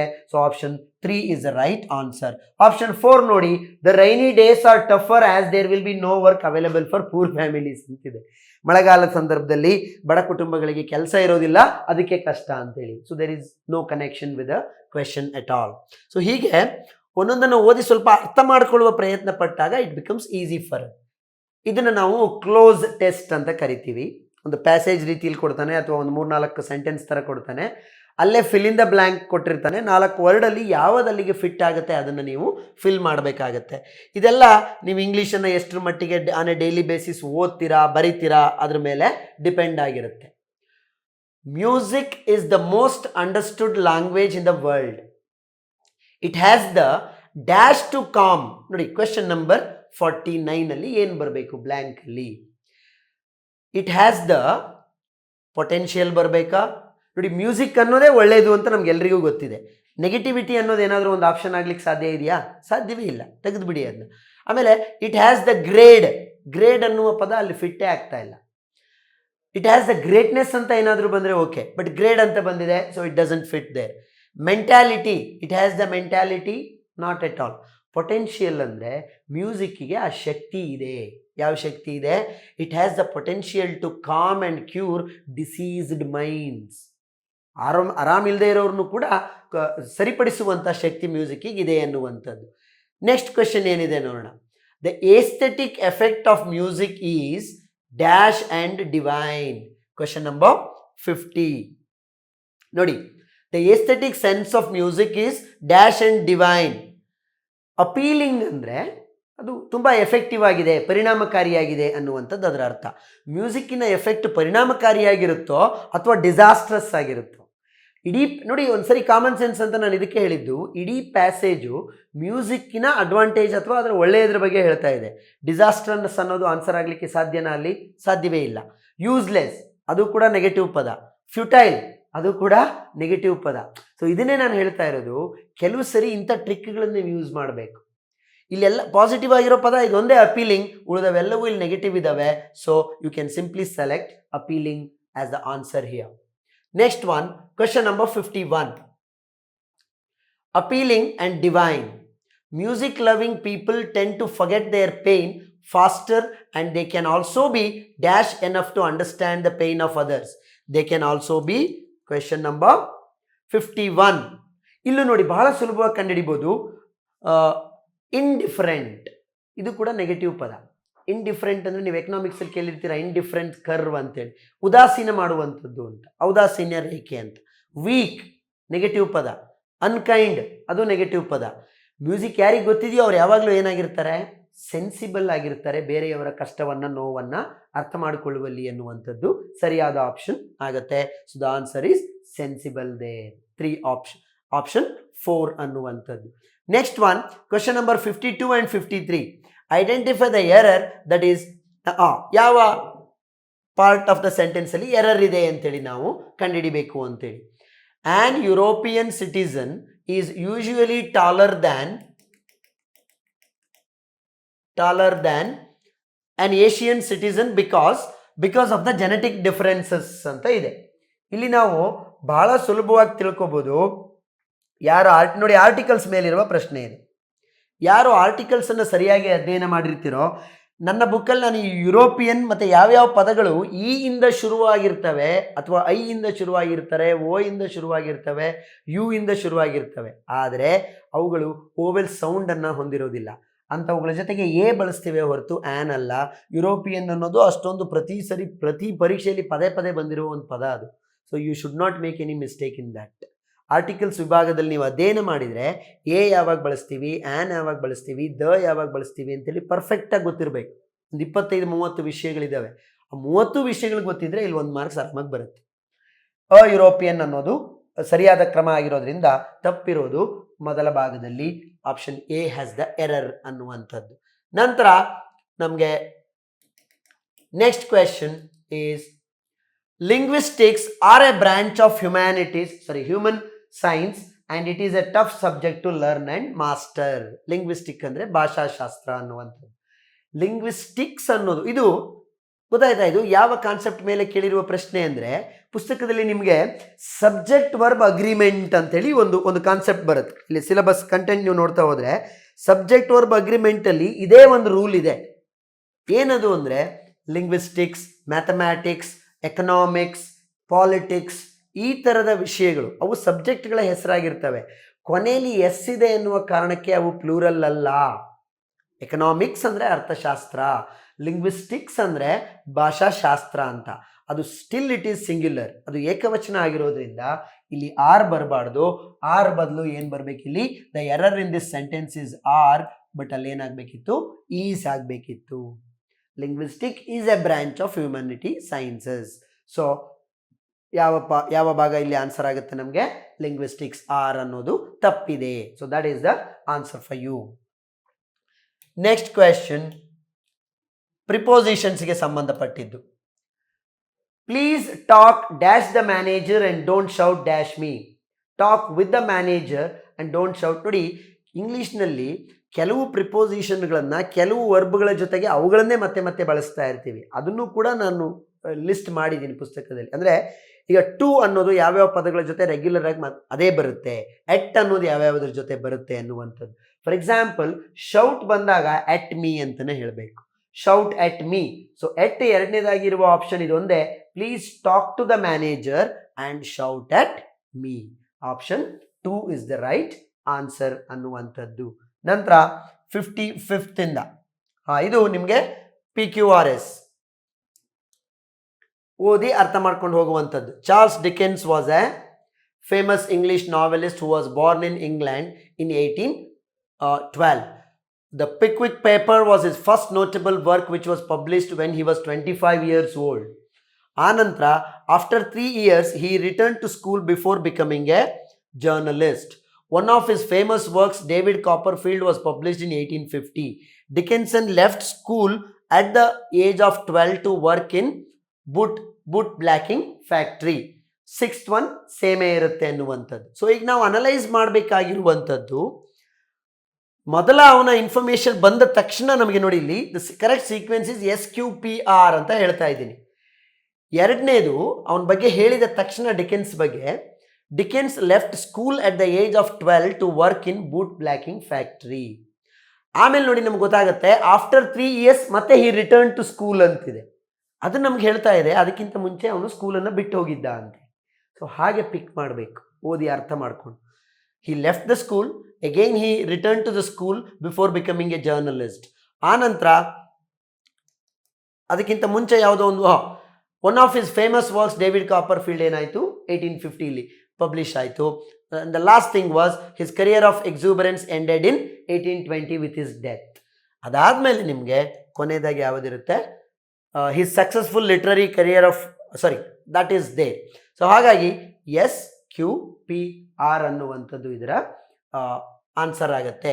ಆ ಸೀಕ್ವೆನ್ಸನ್ನು ಮತ್ತೊಮ್ಮೆ ನೀವು ನಿಮ್ಮ ಹತ್ರ ಪೇಪರ್ ಇರೋದ್ರಿಂದ ಮತ್ತೆ ಓದ್ಕೊಳ್ಬೋದು. Next question is 56. Microscopes are an important inventions in human history. It is said that the Romans were experimenting with the light bending properties of glass lenses. Process ಇದೆ ಅದು ಹೇಗೆ ಬಂದು ಮೈಕ್ರೋಸ್ಕೋಪ್ಸ್ ಸೂಕ್ಷ್ಮದರ್ಶಕಗಳು ಅಂತ. Towards the end of the 19th century, microscopy became a popular subject of scientists. But the history of modern microscopes begins in the late 15th century. Robert Hooke's book Micrographia, published in 1665, is an important in this regard. Finally, microscopy has been a boon to the medical industry in understanding the structure of organisms. ನೋಡಿ PRSQ ಅಂತಿದೆ. PRSQ ಬಂದಿದೆ ಅಂದರೆ P ಏನಿತ್ತು, microscopes ಆದ ತಕ್ಷಣ it is said that ರೋಮನ್ಸೇ try ಮಾಡ್ತಾ ಇದ್ರು ಅಂತ ಇತಿಹಾಸ ಇದೆ. ಅದಕ್ಕೊಂದು ಮೊದಲನೇದೇ ಪಿ ಇದೆ, ಲೈಟ್ ಬೆಂಡಿಂಗ್ ಗ್ಲಾಸ್ ಲೆನ್ಸಸ್ ಅಂತೇಳಿ. ಅದಾದ ನಂತರ but the history of modern Romans ಇತಿಹಾಸದಲ್ಲಿ ಮಾಡ್ತಾ ಇದ್ರು, ಆದರೆ history of modern microscopes begins in the late 15th century, ಅದು R ಬರುತ್ತೆ. R ಆದ ನಂತರ ನಿಮಗೆ ನೋಡಿ Robert Hooke's book Micrographia published in 1665 is an important in this regard, modern ಇದಕ್ಕೆ ಸಂಬಂಧಪಟ್ಟ ಹಾಗೆ. And then towards the end of the 19th century, microscopy became a popular subject of scientists. And finally, microscopy has been a boon to the medical industry in understanding the structure of organisms. ನೋಡಿ ಈ PQRSಗಳನ್ನು answer ಮಾಡೋದು ನಮ್ಗೆ ಯಾವಾಗ ಚೆನ್ನಾಗಿ ಬರುತ್ತೆ ಅಂದರೆ, ಸ್ವಲ್ಪನಾದರೂ ಇಂಗ್ಲೀಷನ್ನು ದಿನನಿತ್ಯದಲ್ಲಿ ನಾವು ಓದ್ತಾ ಇದ್ದರೆ, ಕೇಳಿಸ್ಕೊಳ್ತಾ ಇದ್ದರೆ, ಟೆನ್ಸ್ಗಳು ಕರೆಕ್ಟಾಗಿ ನಮಗೆ ಗೊತ್ತಿದ್ದರೆ, 12 ಟೆನ್ಸ್ಗಳು ಕರೆಕ್ಟಾಗಿ ನಮಗೆ ಗೊತ್ತಿದ್ದರೆ, ಜೊತೆಗೆ ಪ್ಯಾಸಿವ್ ವಾಯ್ಸ್ ಆ್ಯಕ್ಟಿವ್ ವಾಯ್ಸ್ಗಳು ಗೊತ್ತಿದ್ದರೆ, ಡೈರೆಕ್ಟ್ ಇಂಡೈರೆಕ್ಟ್ ಸ್ಪೀಚ್ಗಳು ಗೊತ್ತಿದ್ದರೆ, ಯಾವುದಾದ್ಮೇಲೆ ಯಾವುದು ಬರುತ್ತೆ ಎನ್ನುವ ಸೀಕ್ವೆನ್ಸ್ ನಮಗೆ ಗೊತ್ತಾಗ್ತಾ ಹೋಗುತ್ತೆ. ನೀವು ಕನ್ನಡದಲ್ಲಿ ಇದಕ್ಕೇನಾದರೂ ಸ್ಪೆಷಲಾಗಿ ಪ್ರಿಪೇರ್ ಆಗ್ತೀರಾ? ಇಲ್ಲ ಅಲ್ವಾ? ಕನ್ನಡದಲ್ಲಿ ಹೇಗೆ ನಿಮಗೆ ಭಾಷೆ ಗೊತ್ತಿದೆ, ಅರ್ಥ ಮಾಡಿಕೊಂಡು ಯಾವುದಾದ್ಮೇಲೆ ಯಾವುದು ಬರುತ್ತೋ ಅಂತ ಫಿಕ್ಸ್ ಮಾಡ್ತೀರೋ, ಸೊ ಇಲ್ಲೂ ಕೂಡ ಹಾಗೆ ಮಾಡಬೇಕು ಅನ್ನುವಂಥದ್ದು. Next question 58. The ants verse, ಇಲ್ಲಿ ನೋಡಿ, ಇಲ್ಲಿ ಡೈರೆಕ್ಟ್ ಇಂಡೈರೆಕ್ಟ್ ಸ್ಪೀಚ್ ಎಲ್ಲ ಇದೆ, ಒಂದು ಸ್ಟೋರಿ ಥರ ಇದೆ ಇದು. ಆ್ಯಂಟ್ಸ್ ಅಂದರೆ ಇರುವೆಗಳು. They were spending a fine winter's day drying grain collected in the summer time. ಸಮ್ಮರಲ್ಲಿ ಕಲೆಕ್ಟ್ ಮಾಡಿರುವ ಗ್ರೈನ್ಗಳನ್ನೆಲ್ಲ ವಿಂಟರಲ್ಲಿ ಡ್ರೈ ಮಾಡ್ತಾ ಆರಾಮಾಗಿ ಬಳಸ್ಕೊಂಡಿದ್ವು. ಯಾವುವು? ಇರುವೆಗಳು. ನಿಮ್ಗೆ ಆ ಕತೆ ಗೊತ್ತಿರುತ್ತೆ. ಆ ಕತೆಗೆ ಸಂಬಂಧಪಟ್ಟಿದ್ದು ಏನೋ ಇದೆ. ಮುಂದೆ ನೋಡ್ತಾ ಹೋಗೋಣ ಏನಿದೆ ಅಂತ. Then they said, if you were foolish enough to sing all the summer, you must dance supperless to bed in the winter. ಸಮ್ಮರಲ್ಲಿ ಪೂರ್ತಿ ನೀನು ಹಾಡು ಹೇಳ್ಕೊಂಡು ಕೂತ್ಕೊಂಡಿದ್ರೆ ಅಥವಾ ಹಾಡು ಹೇಳ್ತಾ ಇದ್ರೆ ಗ್ರಾಸ್ ಹಾಪರ್ಗೆ ಹೇಳುವಂಥದ್ದು ಇದು, ಮಿಡತೆಗೆ. ಆಮೇಲೆ ವಿಂಟರಲ್ಲಿ ಏನು ಮಾಡಬೇಕಾಗತ್ತೆ, ನೀನು ರಾತ್ರಿ ಊಟ ಇಲ್ಲದೆ ಮಲಗಬೇಕಾಗತ್ತೆ ಅನ್ನುವಂಥದ್ದು. A grasshopper dying of hunger passed by and begged for a little food. ನೋಡಿ ಮೊದಲನೇ ವಾಕ್ಯ ನಮಗಿತ್ತಲ್ವ, ಅದಾದ ತಕ್ಷಣವೇ ಇದು ಬರುತ್ತೆ. ಯಾಕೆಂದರೆ ಇರುವೆಗಳು ಆರಾಮಾಗಿ ವಿಂಟರಲ್ಲಿ ಊಟ ಮಾಡ್ಕೊಂಡಿದ್ವು. ಅದನ್ನು ನೋಡಿ ಗ್ರಾಸ್ ಹಾಪರ್ ಕೇಳ್ತು ಮಿಡತೆ, ನನಗೆ ಹಸಿವಾಗ್ತಾ ಇದೆ, ಸ್ವಲ್ಪ ಏನಾದರೂ ಫುಡ್ ಕೊಡ್ತೀರಾ ಅಂತ. ಅವಾಗ ಆ್ಯಂಟ್ಸ್ ಕೇಳಿದ್ವಂತೆ ಅವಕ್ಕೆ. The ants asked him why what were you doing in the summer ಅನ್ನೋ ಅರ್ಥದಲ್ಲಿ. Why did not you treasure up food during the summer ಅನ್ನುವಂಥೇಳಿ. ಸಮ್ಮರಲ್ಲಿ ಏನು ಮಾಡ್ತಾ ಇದ್ದೆ ನೀನು, ಯಾಕೆ ಫುಡ್ಡನ್ನು ಕಲೆಕ್ಟ್ ಮಾಡಲಿಲ್ಲ ಅಂಥೇಳಿ ಮಿಡತೆಗೆ ಇರುವೆಗಳು ಕೇಳಿದ್ವು. ಆಗ ಗ್ರಾಸ್ ಹಾಪರ್ ಹೇಳುತ್ತೆ, ಗ್ರಾಸ್ ಹಾಪರ್ ಹೇಳುತ್ತೆ, he replied, I had not leisure enough, I passed the day in singing. ನನಗೆ ಟೈಮೇ ಇರಲಿಲ್ಲ ಸ್ವಲ್ಪನೂ, ಡೇ ಪೂರ್ತಿ ನಾನು ಏನು ಮಾಡ್ಕೊಂಡು ಕಳೆದೆ, ಸಮ್ಮರಲ್ಲಿ ನಾನು ಪೂರ್ತಿ ಹಾಡು ಹೇಳ್ಕೊಂಡು ಕಳೆದುಬಿಟ್ಟೆ ಅದನ್ನು ಅಂತ ಹೇಳುತ್ತೆ. ಅದಕ್ಕೆ ಆ್ಯಂಟ್ಸ್ಗಳು ಹೇಳ್ತವೆ, then they said, if you were foolish enough to sing all the summer you must dance. ಇದು ಲಾಸ್ಟಲ್ಲಿ ಬರುತ್ತೆ. ಇನ್ನು ಸಮ್ಮರಲ್ಲಿ ಪೂರ್ತಿ ಡ್ಯಾನ್ಸ್ ಮಾಡಿಕೊಂಡು ಸಿಂಗಿಂಗ್ ಮಾಡಿಕೊಂಡು ಕಾಲ ಕಳೆದಿದೆಯಾ ಅಂದರೆ ಇವಾಗ ಡ್ಯಾನ್ಸ್ ಮಾಡ್ಕೊಂಡು ಮಲಗು, ತಿನ್ನಕ್ಕೇನು ಸಿಗೋದಿಲ್ಲ ವಿಂಟರಲ್ಲಿ ಅನ್ನುವಂಥದ್ದನ್ನು ಹೇಳುತ್ತೆ. So that makes the completion of the story. ಅದರ ಕೊನೆಯ ವಾಕ್ಯವಾಗಿ ಇಲ್ಲಿದೆ, the moral of the story is that we should save something for the tough times. ಅದೇ ಆಗಲೇ ಇಡಿಯಂ ಬಂದಿದ್ದು, we should save something for rainy day ಅನ್ನುವಂಥದ್ದು. Next ಅದು cloze test ಅಂತ ಕರಿತೀವಿ, ಕ್ಲೋಸ್ ಅಲ್ಲ, PQRS, ಪ್ಯಾರಾ ಜಂಬಲ್ಸ್ ಅಂತ ಕರಿತೀವಿ, ಜಂಬಲ್ಡ್ ಸೆಗ್ಮೆಂಟ್ಸನ್ನು ಸೇರಿಸುವಂಥದ್ದು. Choose the correct one word substitute. ಈ ಒನ್ ವರ್ಡ್ಗಳು ಅಷ್ಟೇ ನೀವು ಪ್ರಿಪೇರ್ ಆಗೇ ಹೋಗಬೇಕು, ಮೊದಲೇ ಪ್ರಿಪೇರ್ ಆಗೇ ಹೋಗಬೇಕು. ಇದುವರೆಗಿನ ಪ್ರಶ್ನೆ ಪತ್ರಿಕೆಗಳಲ್ಲಿ ಈ ಪುಸ್ತಕದಲ್ಲಿ ನಾನು ಸಾಕಷ್ಟು ಒನ್ ವರ್ಡ್ಗಳನ್ನು ಲಿಸ್ಟ್ ಮಾಡಿದ್ದೀನಿ. ನಿಮಗೆ ಮತ್ತೆ ಅವನ ಪರೀಕ್ಷೆಯಲ್ಲಿ ಮ್ಯಾಕ್ಸಿಮಮ್ ಅವೇ ಒನ್ ವರ್ಡ್ಗಳನ್ನು, ಆ ಇಡಿಯಮ್ಗಳು ರಿಪೀಟ್ ಆಗ್ತಾ ಇದ್ದಾವೆ. ಅಟ್ಲೀಸ್ಟ್ ಅವುಗಳನ್ನು ಮೊದಲೇ ನೀವು ಪ್ರಿಪೇರ್ ಆಗಿದ್ದರೆ ನೀವು ಮಾರ್ಕ್ಸ್ ತಪ್ಪಲಿಕ್ಕೆ ಸಾಧ್ಯವೇ ಇಲ್ಲ ಯಾರಿಂದ. ನೀವು ಭಾಳ ಸರಿ ಏನು ಮಾಡ್ತೀರಾ, ಭಾಳಷ್ಟು ಜನ ಅಭ್ಯರ್ಥಿಗಳು ಕಾನ್ಸೆಪ್ಟ್ ವೈಸ್ ಪ್ರಿಪೇರ್ ಆಗದೆ, ಹಳೆಯ ಪ್ರಶ್ನೆಗಳನ್ನು ಬಿಡಿಸಿ ಅದರ ಮೇಲೆ ಪ್ರಿಪೇರ್ ಆಗದೆ ಒಂದು ಅಂದಾಜಲ್ಲಿ ಏನೋ ಹಾಕ್ಬಿಡ್ಬೇಕು ಅಂತ ಹೋದರೆ ಜನರಲ್ ಇಂಗ್ಲೀಷಲ್ಲಿ ಖಂಡಿತ ಜಾಸ್ತಿ ಮಾರ್ಕ್ಸು ಬರೋದಿಲ್ಲ. ನೋಡಿ ಇಲ್ಲಿ, substitute for the following sentences from the choices given below. The study of religion is called theology. ಧರ್ಮಶಾಸ್ತ್ರ ಅಂತ ಕರಿತೀವಿ. ಧರ್ಮಗಳ ಬಗ್ಗೆ ಅಧ್ಯಯನ ಮಾಡುವಂತಹ ಶಾಸ್ತ್ರವನ್ನು ಥಿಯಾಲಜಿ ಅಂಥೇಳಿ ಕರಿತೀವಿ. ನೆಕ್ಸ್ಟ್, ಅಂಡರ್ಲೈನ್ ಮಾಡಿರುವ ಪದದ ಸಿನಾನಿಮ್ ಯಾವುದು ಅನ್ನುವಂಥದ್ದು. Passing a disparaging comment on the someone's work is very easy. Disparaging ಅಂದರೆ ಇನ್ಸಲ್ಟಿಂಗ್. ಇನ್ಸಲ್ಟಿಂಗ್ ಅನ್ನುವ ಅರ್ಥ ಕೊಡುವ ಪದ ಯಾವುದಿಲ್ಲಿ ಅಂದರೆ ಡೆರೋಗೇಟರಿ. ಡಿಸ್ಪರೇಜಿಂಗ್ ಅಂದರೆ ಡೆರೋಗೇಟ್ರಿ ಕಮೆಂಟ್. ಡೆರೋಗೇಟ್ರಿ ಅಂದರೆ ಇನ್ಸಲ್ಟ್ ಅನ್ನುವಂಥದ್ದು. ಆನಂತರ next word opposite in meaning. 61 ಕ್ವೆಶನಲ್ಲಿ ಅಪೋಸಿಟ್ ಇರೋದನ್ನು ಕೇಳ್ತಾ ಇದ್ದಾರೆ. ಯಾವುದು? People with feeble minds fail to realise their dreams. Feeble minds ಅಂದರೆ ವೀಕ್ ಮೈಂಡ್ಸ್. ಆ ಇಡೀ ವಾಕ್ಯವನ್ನು ಒಂದ್ಸರಿ ಓದಬೇಕು, ಅದೇನು ಕನ್ವೆ ಮಾಡೋಕ್ಕೆ ಟ್ರೈ ಮಾಡ್ತಾ ಇದೆ ಅಂತ. ಅಂದರೆ ತಮ್ಮ ಕನಸುಗಳನ್ನು ರಿಯಲೈಸ್ ಮಾಡ್ಕೊಳ್ಳೋದ್ರಲ್ಲಿ ಯಾವ ವ್ಯಕ್ತಿಗಳು ಸೋಲ್ತಾರೆ? ಸ್ಟ್ರಾಂಗ್ ಮನಸ್ಸಿದ್ರೆ ಸೋಲಕ್ಕಾಗತ್ತಾ? ಫೀಬಲ್ ಮೈಂಡ್ಸ್ ಅಂತ. So weak, beautiful, attractive, strong. ಇಲ್ಲಿ ಫೀಬಲ್ ಅಂದರೆ ಅರ್ಥ ವೀಕ್ ಅಂತ, ಬಟ್ ನಮಗೆ ಅವ್ನು ಕಂಡಿಡಿಯೋಕ್ಕೆ ಕೇಳಿರೋದು ಆಂಟಾನಿಮ್, ಸಿನಾನಿಮ್ ಅಲ್ಲ, ಅಪೋಸಿಟ್ ವರ್ಡ್ ಆಗಿರೋದ್ರಿಂದ ಫೀಬಲ್ ಅಂದರೆ ವೀಕ್ ಅಂತ ಸೆಲೆಕ್ಟ್ ಮಾಡೋಕ್ಕೆ ಹೋಗಬಾರ್ದು. ಅದರ ಅಪೋಸಿಟ್ ಯಾವುದು? ಸ್ಟ್ರಾಂಗ್ ಅನ್ನುವಂಥದ್ದು. ಸೊ ಇದನ್ನು ಸ್ವಲ್ಪ ಕೇರ್ಫುಲ್ ಆಗಿರ್ಬೇಕು ನಾವು. ಸಿನಾನಿಮ್ ಕೇಳಿದಾನೋ ಆಂಟಾನಿಮ್ ಕೇಳಿದಾನೋ ಅಂತ. ಫೀಬಲ್ ಅಂದರೆ ನಂಗೆ ಗೊತ್ತು ವೀಕ್ ಅಂತೇಳಿ ತಕ್ಷಣ ವೀಕಿಗೆ ಹೋಗ್ಬಿಡೋದಲ್ಲ. Weak has become a synonym for this, but he has asked antonyms ಅನ್ನುವಂಥದ್ದು.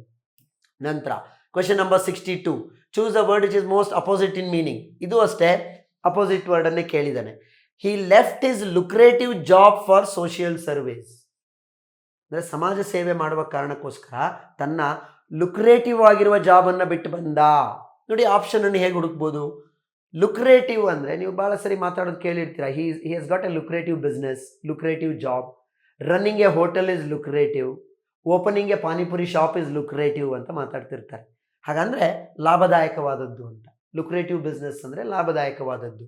ಸೊ ಅದಕ್ಕೆ ಅಪೋಸಿಟ್ ವರ್ಡ್ ಅಂದರೆ ಏನಾಗುತ್ತೆ? ಆಬ್ವಿಯಸ್ಲಿ ಅನ್ಪ್ರಾಫಿಟಬಲ್ ಅನ್ನುವಂಥದ್ದು. Next, luxurious, powerful, ancestral. Ancestral ಅಂದರೆ ಹಳೆ ನಮ್ಮ ಪೂರ್ವಜರು ಅಂತ ಬರುತ್ತಲ್ಲ ಆ ಅರ್ಥ. So it is no way connected to it. Next question number 63, groups given, select the groups that consist.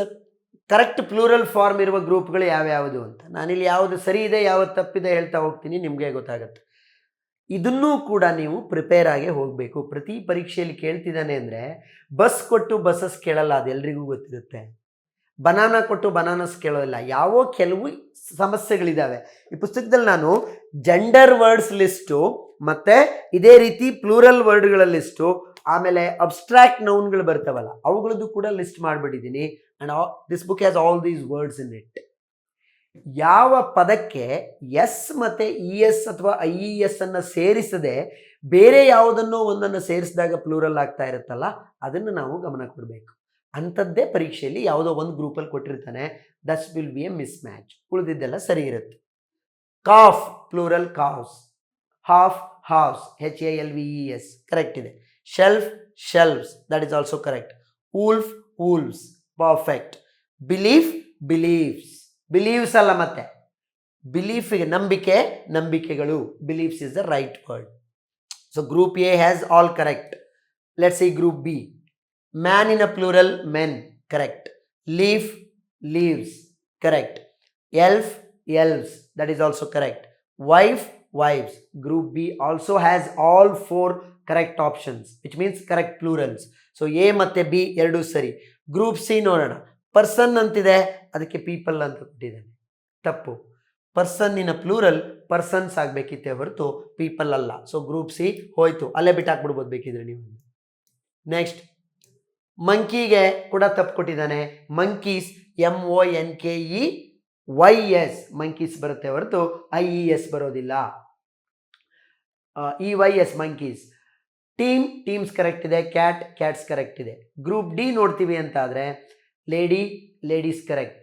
Bus buses correct plural ಇದೆ. Tomato tomatoes are also correct. Spelling ನೋಡ್ಕೋಬೇಕು, TOES tomatoes spelling. Bush bushes ಇರಬೇಕು, bushies ಅಂತ ಕೊಟ್ಟಿದ್ದಾನೆ. This is wrong, this is wrong. So C ಮತ್ತು D ಎರಡೂ ತಪ್ಪಿದೆ. Only option A and B only ಅನ್ನೋದು ಇದಕ್ಕೆ ಸರಿಯಾದ ಆನ್ಸರ್ ಆಗುತ್ತೆ. ಯಾವಾಗ ನೀವು ಮೊದಲೇ ಒಂದು ಸರಿ ಈ ಪ್ಲೂರಲ್ಗಳನ್ನು ಕನ್ನಡಿಸ್ಕೊಂಡು ಹೋಗಿರ್ತೀರಾ, ಜೆಂಡರ್ಸ್ಗಳನ್ನು ಕನ್ನಡಿಸ್ಕೊಂಡು ಹೋಗಿರ್ತೀರಾ, then it becomes very easy for you.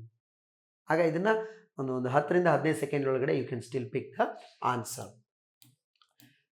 Next goes with all correct feminine gender. ಜೆಂಡರ್ಗೆ ಸಂಬಂಧಪಟ್ಟಿರುವಂಥದ್ದು. ಐ ರಿಪೀಟ್, ಆ ಜೆಂಡರ್ ವರ್ಡ್ಗಳ ಲಿಸ್ಟನ್ನು ಕೂಡ I have given in the book.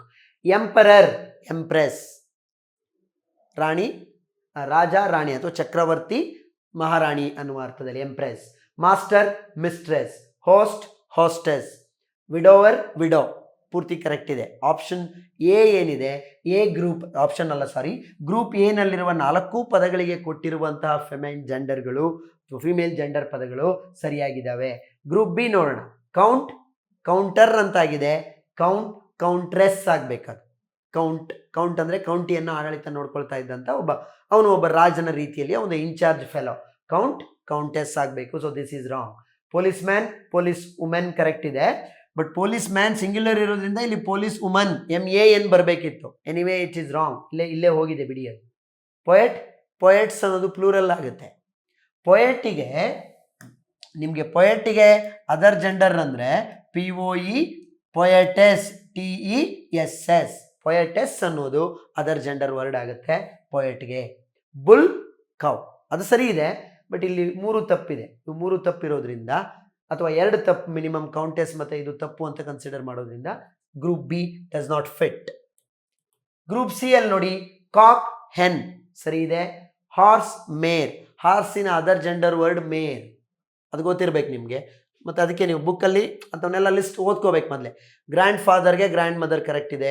ಗವರ್ನರ್ಗೆ governess, that is also correct, but ಅದು ಅಲ್ಲೇ ಬಿದ್ದೋಯ್ತು. ಗ್ರೂಪ್ ಡಿ,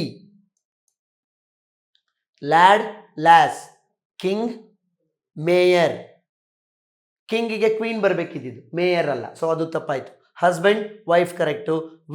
ವಿಚಸ್ ಅಲ್ಲ, ವಿಚ್ಗೆ ವಿಜಾರ್ಡ್. ವಿಚ್ಗೆ ಬರಬೇಕಾದಂತಹ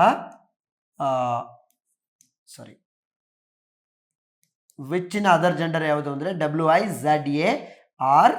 WIZARD, ವಿಜಾರ್ಡ್ ಅನ್ನುವಂಥದ್ದು ವಿಚ್ಗೆ ದಾದ ವರ್ಡ್. ವಿಚ್ ಅಂದರೆ someone who has got magical powers ಅಂತ, ಮಾಟ ಮಂತ್ರ ಮಾಡುವಂಥದ್ದು, ಮ್ಯಾಜಿಕ್ ಮಾಡುವಂಥದ್ದು ಅಂಥ ವ್ಯಕ್ತಿಯನ್ನು ಬ್ಲ್ಯಾಕ್ ಮ್ಯಾಜಿಕ್ ವಿಚ್ ಅಂತ ಕರೀತೀವಿ. ವಿಚ್ ಅಂದರೆ ಲೇಡಿ, ವಿಜಾರ್ಡ್ ಅಂದರೆ ಜೆಂಟ್ಲ್ಮ್ಯಾನ್. ಸೊ ಇದು ತಪ್ಪಿದೆ. ಸೊ ಅಲ್ಲಿಗೆ ಆಪ್ಷನ್ ಯಾವ್ದು ಕರೆಕ್ಟ್ ಆಗುತ್ತೆ ನಮಗೆ? ಆಪ್ಷನ್ ಎ ಆ್ಯಂಡ್ ಸಿ ಮಾತ್ರ ಸರಿ ಇದೆ. ಬಿ ಅನ್ನುವಂಥದ್ದು, ಬಿ ಮತ್ತು ಡಿ ತಪ್ಪಿದ್ದಾವೆ. 65ನೇ ಪ್ರಶ್ನೆಯಲ್ಲಿ ಏನು ಮಾಡಿದ್ದಾನೆ?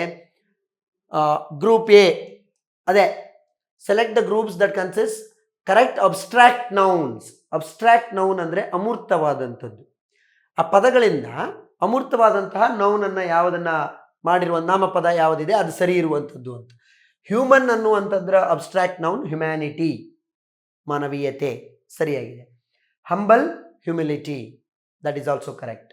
ಕ್ಯೂರಿಯಸ್, ಕ್ಯೂರೇಟಿವ್ ಅನ್ನೋದು ತಪ್ಪು. ಕ್ಯೂರಿಯಸ್ಸಿಗೆ ಬರಬೇಕಾಗಿದ್ದು ಏನು ಅಂದರೆ ಕ್ಯೂರಿಯಾಸಿಟಿ. ಕ್ಯೂರಿಯಸ್ಸಿಗೆ ಬರಬೇಕಾದಂಥದ್ದು curiosity. These words also I have a list in my book. ಯಾವ ಪದಕ್ಕೆ ಯಾವ ಅಬ್ಸ್ಟ್ರಾಕ್ಟ್ ನೌನ್ ಬರುತ್ತೆ ಅಂತ. ಹಾರ್ಡ್, ಹಾರ್ಡ್ಶಿಪ್, ಅದು ಸರಿ ಇದೆ, ಬಟ್ ಕ್ಯೂರಿಯಾಸಿಟಿಲಿ ಇದು ಬಿದ್ದೋಯ್ತು. Next group B, honest, honesty correct. Cruel, cruelty correct. Envious, envy ಅಂದರೆ ದ್ವೇಷ, ಜಲಸಿ ಎನ್ನುವಂಥದ್ದು. Modest, modesty. So group B has all correct abstract nouns. Group C, brief, brevity. ಬ್ರೀಫಿಗೆ ಬ್ರೆವಿಟಿ. ಬ್ರೀಫ್ ಅಂದರೆ ಸಂಕ್ಷಿಪ್ತವಾಗಿ ಹೇಳೋದು ಅಂತ. ಬ್ರೆವಿಟಿ ಅಂದರೆ ಅದರ ಅಬ್ಸ್ಟ್ರಾಕ್ಟ್ ನೌನ್ ಅದು. ಜಸ್ಟ್, ಜಸ್ಟಿಸ್, ಅದು ಕೂಡ ಕರೆಕ್ಟ್ ಇದೆ. Next one brave, bravery, that is also perfect. Deep, deeper ತಪ್ಪು. ಡೀಪಿನ ಅಬ್ಸ್ಟ್ರಾಕ್ಟ್ ನೌನ್ ಡೆಪ್ತ್. ಡೀಪ್ ಅನ್ನೋದಕ್ಕೆ ಅಬ್ಸ್ಟ್ರಾಕ್ಟ್ ನೌನ್ ಏನಾಗಬೇಕಿತ್ತು? ಡೆಪ್ತ್ ಆಗಬೇಕು, ಬಟ್ ಇಲ್ಲಿ ಬೇರೆ ಇರೋದ್ರಿಂದ ಇದು ತಪ್ಪಾಗಿದೆ. Deep, depth. ಸೊ ಡೆಪ್ತ್ ಇಲ್ಲ. ಡೆಪ್ತ್ ಇದ್ದಿದ್ರೆ ಅದು ಪೂರ್ತಿ ಸರಿಯಾಗ್ಬಿಡೋದು. ಒಂದು ತಪ್ಪಿದೆ. ಸೊ ಅದನ್ನು ನೋಡಿದಾಗ last one prudent, Prudence correct. ಆತ್ಮವಿಶ್ವಾಸ, ನಂಬಿಕೆ ಮತ್ತು ಲಾಯಲ್ಟಿ ಅನ್ನುವಂಥ ಅರ್ಥ ಬರುತ್ತೆ ಪ್ರುಡೆನ್ಸ್ ಅಂದರೆ. Poor, poverty. Humble, humility. Abel, ability. Group D has all correct. ಯಾವುದು ಮಾತ್ರ ಸರಿ ಇದೆ ಅಂದರೆ only option B and D. B ಮತ್ತು ಡಿ ಗ್ರೂಪ್ಗಳಲ್ಲಿ ಇರುವಂಥವು ಎಲ್ಲವೂ ಕೂಡ ಸರಿ ಇದ್ದಾವೆ, ಉಳಿದಿದ್ದೆಲ್ಲ ತಪ್ಪಿದೆ ಅನ್ನುವಂಥದ್ದು. ಬಿ ಎಲ್ ಸರಿ ಇತ್ತು, ಆನೆಸ್ಟಿ, ಕ್ರೂಯಲ್ಟಿ, ಎನ್ವಿ, ಮಾಡೆಸ್ಟಿ. ಹಾಗೆಯೇ ಡಿ ಎಲ್ ಕೂಡ ಸರಿ ಇದೆ, 4. Only this is the correct option. Next one figures of speech ಅನ್ನು. ಫಿಗರ್ಸ್ ಆಫ್ ಸ್ಪೀಚ್ ಅಂದರೆ ಅಲಂಕಾರಗಳು ಅಂತ ಏನು ಕರಿತೀವಿ. ಈ ಒಂದು 5-6 ಆದರೂ ನೀವು ಮಿನಿಮಮ್ ಕರೆಕ್ಟಾಗಿ ಅರ್ಥ ಮಾಡ್ಕೊಳ್ಬೇಕು. ದೊಡ್ಡ ಸಾಹಿತ್ಯಕ್ಕೆ ಮಟ್ಟಕ್ಕೆ ಅಲ್ಲದೆ ಹೋದರೂ ಅವುಗಳನ್ನು ಕಂಡುಹಿಡಿಯೋದು ಹೇಗೆ ಅನ್ನೋದನ್ನು ನನ್ನ ಪುಸ್ತಕಗಳಲ್ಲಿ ತುಂಬ ಸಿಂಪಲ್ ಆದ ಉದಾಹರಣೆಗಳ ಮುಖಾಂತರ ಎಕ್ಸ್ಪ್ಲೈನ್ ಮಾಡಿದ್ದೀನಿ. Please try to get them. ಆವಾಗ ಇಲ್ಲಿ ಜೋಡಿಸ್ಬೋದು. In a summer season soft was the sun. ಸ ಅನ್ನುವ ಸೌಂಡ್ ರಿಪೀಟ್ ಆಗಿದೆ. ಈ ಥರ ಒಂದೇ ಅಕ್ಷರದಿಂದ ಶುರುವಾಗುವ ಪದ ಒಂದು 4-5 ಯಾವುದಾದ್ರೂ ಇತ್ತು ಅಂದರೆ ವಾಕ್ಯದಲ್ಲಿ ಅದನ್ನು ನಾವು ಅಲಿಟರೇಷನ್ ಅಂತ ಕರಿತೀವಿ. ಆದಿಪ್ರಾಸ, ಪ್ರತಿ ಪದದ ಆರಂಭದಲ್ಲಿ ಆ ಪ್ರಾಸದ ಸೌಂಡ್ ರಿಪೀಟ್ ಆಗ್ತಾ ಹೋಗುತ್ತೆ. ಸ ಸ ಸ ಸ ಅನ್ನುವ ಸೌಂಡ್ ಇದೆ. 3-4 ಪದಗಳಂಥ ಸೌಂಡ್ ಬಂತು ಅಂದರೆ ಅದನ್ನು ಅಲಿಟರೇಷನ್ ಅಂತ ಕರಿತೀವಿ. ನೆನಪಿರಲಿ. ಕೆಲವು ಸರಿ ಟಂಗ್ ಟ್ವಿಸ್ಟರ್ ಥರ ಇರ್ತಾರೆ ನೋಡಿ. ಅದು ಏನೋ all Adams ate in the month of August was almonds and apples ಅಂತ ಆ ಅನ್ನುವ ಸೌಂಡ್ ರಿಪೀಟ್ ಆಗಿದೆ. ಜಾನ್ ಕೀಟ್ಸ್ ಒಂದು ಕಡೆ ಬರೀತಾನೆ I had a dove and the sweet dove died ಅಂತ. ಇಲ್ಲಿ ಡ ಡ ಡ ಅನ್ನುವ ಸೌಂಡು ರಿಪೀಟ್ ಆಗಿದೆ. ಈ ಥರದ ಅಲಂಕಾರವನ್ನು ಅಲಿಟರೇಷನ್ ಅಂತ ಕರಿತೀವಿ. ಸೊ ಮೊದಲನೆಯ ಅಲಂಕಾರ ಅಲಿಟರೇಷನ್ ಆಯಿತು. ಎರಡನೇದು life is A walking shadow, ರೂಪಕ ಅಲಂಕಾರ, ಮೆಟಫರ್. ನೋಡಿ ಇಲ್ಲಿ life is like A walking shadow ಅಂತ ಬಂದಿದ್ರೆ ಸಿಮಿಲಿ ಆಗಿರೋದು. ಸಿಮಿಲಿಗೂ ಮೆಟಫರಿಗೂ ಇರುವ ವ್ಯತ್ಯಾಸ ಏನು ಅಂದರೆ ಒಂದು ಇನ್ನೊಂದರಂತೆ ಅಂತ ಹೋಲಿಸ್ತೀವಿ, ಆದರೆ ಅಂತೆ ಎನ್ನುವ ಪದ ಇದ್ದರೆ ಅದು ಸಿಮಿಲಿ ಆಗುತ್ತೆ. ಕನ್ನಡದಲ್ಲಿ ಉಪಮವಾಚಕ ಅಂತ ನೀವು ಕರಿತಿರಲ್ಲ ಅದು. ಸಿಮಿಲಿ ಅಂದರೆ ಲೈಕ್ ಅಥವಾ ಆ್ಯಸ್ ಅನ್ನುವ ಪದಗಳು ಇಂಗ್ಲೀಷಲ್ಲಿ ಬಳಸಬೇಕು. ಅದನ್ನು ಬಳಸದೆ ಅದೇ ಇದು ಅಂತ ಹೇಳಿದರೆ ಆಗ ಅದು ಮೆಟಫರ್ ಆಗುತ್ತೆ. ಈಗ ಅವಳ ಮುಖವು ಚಂದ್ರನಂತೆ ಅಂದಾಗ ಅದು ಸಿಮಿಲಿ ಆಗುತ್ತೆ, ಉಪಮಾಲಂಕಾರ ಆಗುತ್ತೆ. ಅವಳು ಚಂದ್ರಮುಖಿ ಅಂದ್ಬಿಟ್ರೆ ರೂಪಕಾಲಂಕಾರ ಆಗುತ್ತೆ. That is a difference. Life is A walking shadow ಅಂತ ಹೇಳಿದರೆ ಮೆಟಫರ್ ಆಗುತ್ತೆ. Life is like A walking shadow ಅಂತ ಹೇಳಿದರೆ ಆಗ ಅದು ಸಿಮಿಲಿ ಆಗುತ್ತೆ. ಲೈಕ್ ಇಲ್ಲದ ಕಾರಣ ಇದು ಮೆಟಫರ್ ಆಗುತ್ತೆ. ಲೈಫ್ ಈಸ್ ಎ ಹೈವೇ ಅಂತ ಹೇಳ್ತೀವಿ, ಲೈಫ್ ಈಸ್ ಎ ಜರ್ನಿ ಅಂತ ಹೇಳ್ತೀವಿ. ಈ ಥರದ್ದೆಲ್ಲ ಏನಾಗುತ್ತೆ? ರೂಪಕ ಅಲಂಕಾರ ಆಗಿರುತ್ತೆ, ಮೆಟಫರ್. ನೆಕ್ಸ್ಟ್ ಸಿ ಅನ್ನುವಂಥದ್ದು ಎಪಿಗ್ರಾಮ್ ಅಂತ ಕರಿತೀವಿ. ಎಪಿಗ್ರಾಮ್ ಅಂದರೆ ಏನು ಅಂದರೆ ಒಂದು ವಿಟಿ ಸ್ಟೇಟ್ಮೆಂಟ್ ಇರುತ್ತೆ. ಅದು ನಾನು ಹಿಂಗಲ್ಲ, ಅದು ಒಂಥರ ಪ್ಯಾರಾಡಾಕ್ಸ್ ಥರ ಕಾಣಿಸ್ಕೊಳ್ಳುತ್ತೆ, ಆದರೆ ಪ್ಯಾರಾಡಾಕ್ಸ್ ಆಗಿರೋದಿಲ್ಲ. ಅದರಲ್ಲೊಂದು ವಿಟಿ ಸ್ಟೇಟ್ಮೆಂಟ್ ಇರುತ್ತೆ. ಏನದು? I must be cruel only to be kind. I must be cruel only to be kind. ನಾನು ಕೈಂಡ್ ಆಗಿರಬೇಕು ಅಂದರೆ ಈ ಥರ ಕ್ರೂಯಲ್ ಆಗಿರಬೇಕಾಗಿದೆ ಅಂತ ಹೇಳ್ತೀಯಾನೆ. ಸೊ ಸುಮ್ಮನೆ ನೀವು ವಾಕ್ಯವನ್ನು ಓದಿದೆ ಇದೇನು ಹಿಂಗೆ ಹೇಳ್ತಿದ್ದಾನೆ ಅಂತ ಅನಿಸುತ್ತೆ. But he means some philosophy in that. ಆ ರೀತಿಯ ಒಂದು ದೊಡ್ಡ ತತ್ವವನ್ನು, ಫಿಲಾಸಫಿಯನ್ನು ವಿಟ್ಟಿಯಾಗಿ, ವಿಸ್ಡಮ್ ಆಗಿ ಹೇಳ್ತಾ ಇದ್ದರೆ ಅಂಥ ವಾಕ್ಯವನ್ನು ಏನಂತ ಕರಿತೀವಿ ನಾವು? ಎಪಿಗ್ರಾಮ್ ಅಂತ ಕರಿತೀವಿ. ಆನಂತರ ಪ್ಯಾರಾಡಾಕ್ಸ್ ಅಂದರೆ ಅಪೋಸಿಟ್ ಐಡಿಯಾಸ್ ಇರುವಂಥದ್ದು. ಪ್ಯಾರಾಡಾಕ್ಸಿಗೆ for example, I can resist everything except temptation. ಟೆಂಪ್ಟೇಷನನ್ನೇ ರೆಸಿಸ್ಟ್ ಮಾಡೋಕ್ಕಾಗಿಲ್ಲ ಅಂದಮೇಲೆ ನಿಮ್ಮನ್ನು ಹೇಗೆ ನಾನು ಯು ಕ್ಯಾನ್ ರೆಸಿಸ್ಟ್ ಎನಿಥಿಂಗ್ ಅಂತ ಹೇಳ್ತೀರಾ? ಸೊ ಅದನ್ನು ಪ್ಯಾರಾಡಾಕ್ಸ್, ವಿರೋಧಾಭಾಸ ಅಂತೇಳಿ ಕರಿತೀವಿ. So you are against what you are saying. So the correct option for that is option 4. ಇಲ್ಲಿ ಬಂತ 4.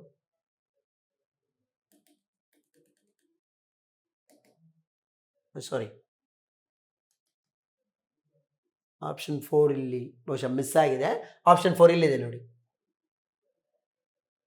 ಬೈ ಮಿಸ್ಟೇಕ್ ಆಗಿ ಇಲ್ಲಿ ಬಂದುಬಿಟ್ಟಿದೆ. ಬಟ್ ನಿಮ್ಗೆ ಯಾವ್ಯಾವುದು ನಾನು ಫಿಗರ್ಸ್ ಆಫ್ ಸ್ಪೀಚ್ ಯಾವುದು ಅಂತ ಹೇಳಿದ್ದೀನಿ, ಅದಕ್ಕೆ ಕರೆಸ್ಪಾಂಡೆಂಟ್ ಇರುವಂಥದ್ದೇ ಅದಕ್ಕೆ ಆನ್ಸರ್ ಆಗಿರುತ್ತೆ ಎನ್ನುವಂಥದ್ದು. Next one, question number 67-68. You have to choose a word from the options given below which has the same meaning. 2 ವಾಕ್ಯಗಳಲ್ಲಿ ಅಂಡರ್ಲೈನ್ ಮಾಡಿರುವ ಪದಗಳಿಗೆ ಸೇಮ್ ಮೀನಿಂಗ್ ಇರೋದನ್ನು ಕಂಡುಹಿಡಿಬೇಕು. Innocent people who find only good attributes in others will easily get deceived by insidious people. Insidious ನೋಡಿ, innocent people, ಇನ್ಸಿಡಿಯಸ್, opposite ಅಂತ ಅರ್ಥ. ಅಂದರೆ ಏನೋ ನೆಗೆಟಿವ್ ಪದನೇ ಅಂತ ಅದು. ಇನ್ನೊಂದು ಕನ್ನಿಂಗ್ ಅನ್ನೋದಿಲ್ಲ, ಅಂಡರ್ಲೈನ್ ಆಗಬೇಕಾಗಿತ್ತು, ಮಿಟ್ಟೋಗಿದೆ. Cunning behaviour is not acceptable. Cunning ಮತ್ತು ಇನ್ಸಿಡಿಯಸ್ ಎರಡೂ ಅರ್ಥವನ್ನು ಡೆಪಿಕ್ಟ್ ಮಾಡುವ ಪದ ಯಾವುದು ಅಂದರೆ ಡಿಸೆಪ್ಟಿವ್. ಡಿಸೆಪ್ಟಿವ್ ಅಂದರೆ ಚೀಟಿಂಗ್, ಕನ್ನಿಂಗ್. ಡಿಸೆಪ್ಟಿವ್ ಅಂದರೆ ಮೋಸ ಮಾಡೋದು, ಕನ್ನಿಂಗ್ ಮಾಡೋದು, ಚೀಟಿಂಗ್ ಮಾಡೋದು ಅನ್ನೋದರ ಅರ್ಥ. Question number 67. 68. Environmental crisis may result in torrents. Torrents ಅಂದರೆ ಫ್ಲಡ್ಸ್ ಅಂತ, ಪ್ರವಾಹ. The people standard in the flood. Same, torrents ಮತ್ತು ಫ್ಲಡ್, ಇಲ್ಲೂ ಫ್ಲಡ್ ಬಳಸ್ಬಿಟ್ಟಿದ್ದಾನೆ. ಅವೆರಡನ್ನೂ ಮೀನಿಂಗ್ ಕೊಡುವ ಮತ್ತೊಂದು ಪದ ಯಾವುದು ಅಂದರೆ ಡೆಲ್ಯೂಜ್ ಅನ್ನುವ ಪದ ಇದೆ ನೋಡಿ. Deluge is nothing but floods again, floods ಅಂತೇಳಿ. ಅದರ ಆ್ಯಂಟಾನಿಮ್ ನಿಮಗೆ ಡ್ರಾಟ್ ಆಗುತ್ತೆ. ವಿಪರೀತ ಮಳೆ ಬಂದು ಫ್ಲಡ್ ಆಗೋದನ್ನು ಡೆಲ್ಯೂಜ್ ಅಂತೇಳಿ ಕರಿತೀವಿ. ಅದನ್ನು ಸರ್ವನಾಶ ಅನ್ನುವ ಅರ್ಥದಲ್ಲೂ ಕೂಡ ಬಳಸ್ತೀವಿ, ಪ್ರವಾಹ ಬಂದು ಎಲ್ಲವನ್ನು ಹಾಳು ಮಾಡೋದನ್ನು. Question number 69. ಸೇಮ್, ಇದು ಅಷ್ಟೇ, underlined word, same meaning. The literary works of great writers may not be intelligible to everyone who knows how to read and right.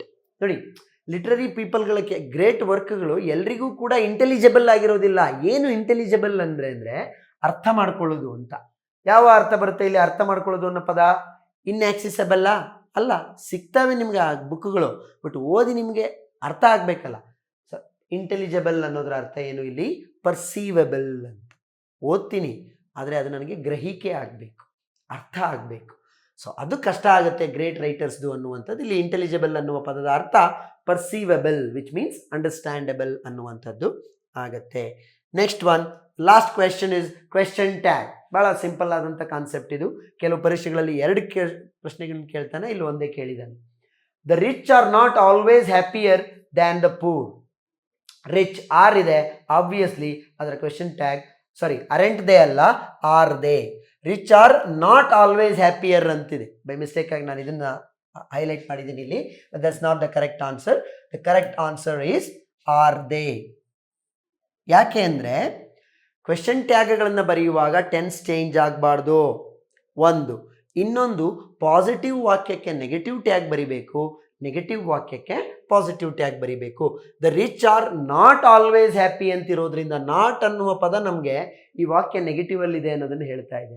So ಅದು ನೆಗೆಟಿವಲ್ಲಿ ಇರೋದ್ರಿಂದ ಅರೆಂಟ್ ದೇ ಅನ್ನೋದು ಆನ್ಸರ್ ಆಗೋದಿಲ್ಲ, are they ಅನ್ನುವಂಥದ್ದು ಸರಿಯಾದ answer ಆಗುತ್ತೆ. Same ಟೆನ್ಸಲ್ಲಿ ಇರಬೇಕು. ಇಲ್ಲಿ are ಇದೆ, ಆರ್ ದೇ ಬಳಸಿದ್ದೀನಿ. ಆರ್ ನಾಟ್ ಇಲ್ಲದೆ ಇರೋದಿದ್ರೆ ಅರೆಂಟ್ ದೇ ಬಳಸಿರ್ತಿದ್ದೆ. That is the answer. So ಅದೇ ರೀತಿ ಕ್ವೆಶನ್ ಟ್ಯಾಗ್ಸಿಗೆ ಸಂಬಂಧಪಟ್ಟ ಹಾಗೆ ಕೂಡ ಸಾಕಷ್ಟು ವಿಷಯಗಳಿರ್ತವೆ. ನೀವು ಅವುಗಳನ್ನು ಪುಸ್ತಕದಲ್ಲಿ ಓದಿ ಅಧ್ಯಯನ ಮಾಡ್ಕೊಳ್ಬೇಕು. ಇಲ್ಲಿ ಒಂದು ಕೆಲವು ಕಾನ್ಸೆಪ್ಟ್ ಮೇಲೆ ಕೆಲವು ಈಸಿ ಕ್ವೆಶನ್ ಬಂದ್ಬಿಡ್ಬೋದು, ಇನ್ನೊಂದು ಯಾವುದೋ ಕಾನ್ಸೆಪ್ಟ್ ಮೇಲೆ ಟಫ್ ಕ್ವೆಶನ್ ಬಂದಿರುತ್ತೆ. ಹಾಗಾಗಿ ಈಗ ನಾನು ಬಿಗಿನಿಂಗಲ್ಲೇ ಇದ್ದಂಥ ಪ್ಯಾಸೇಜನ್ನು ಹಾಗೆ ಬಿಟ್ಟಿದ್ದೆ. ಪ್ಯಾಸೇಜನ್ನು ಇಲ್ಲಿ ಪೂರ್ತಿ ಓದ್ತಾ ಕೂರೋದು it is not advisable. But ಸಮರಿಯಾಗಿ ನಿಮಗೆ ಹೇಳೋದಾದರೆ ಈ ಇಡೀ ಪ್ಯಾಸೇಜಲ್ಲಿ ಏನು ಮಾಡಿದ್ದಾನೆ, ಯುದ್ಧಗಳ ಬಗ್ಗೆ ಕೊಟ್ಟಿದ್ದಾನೆ.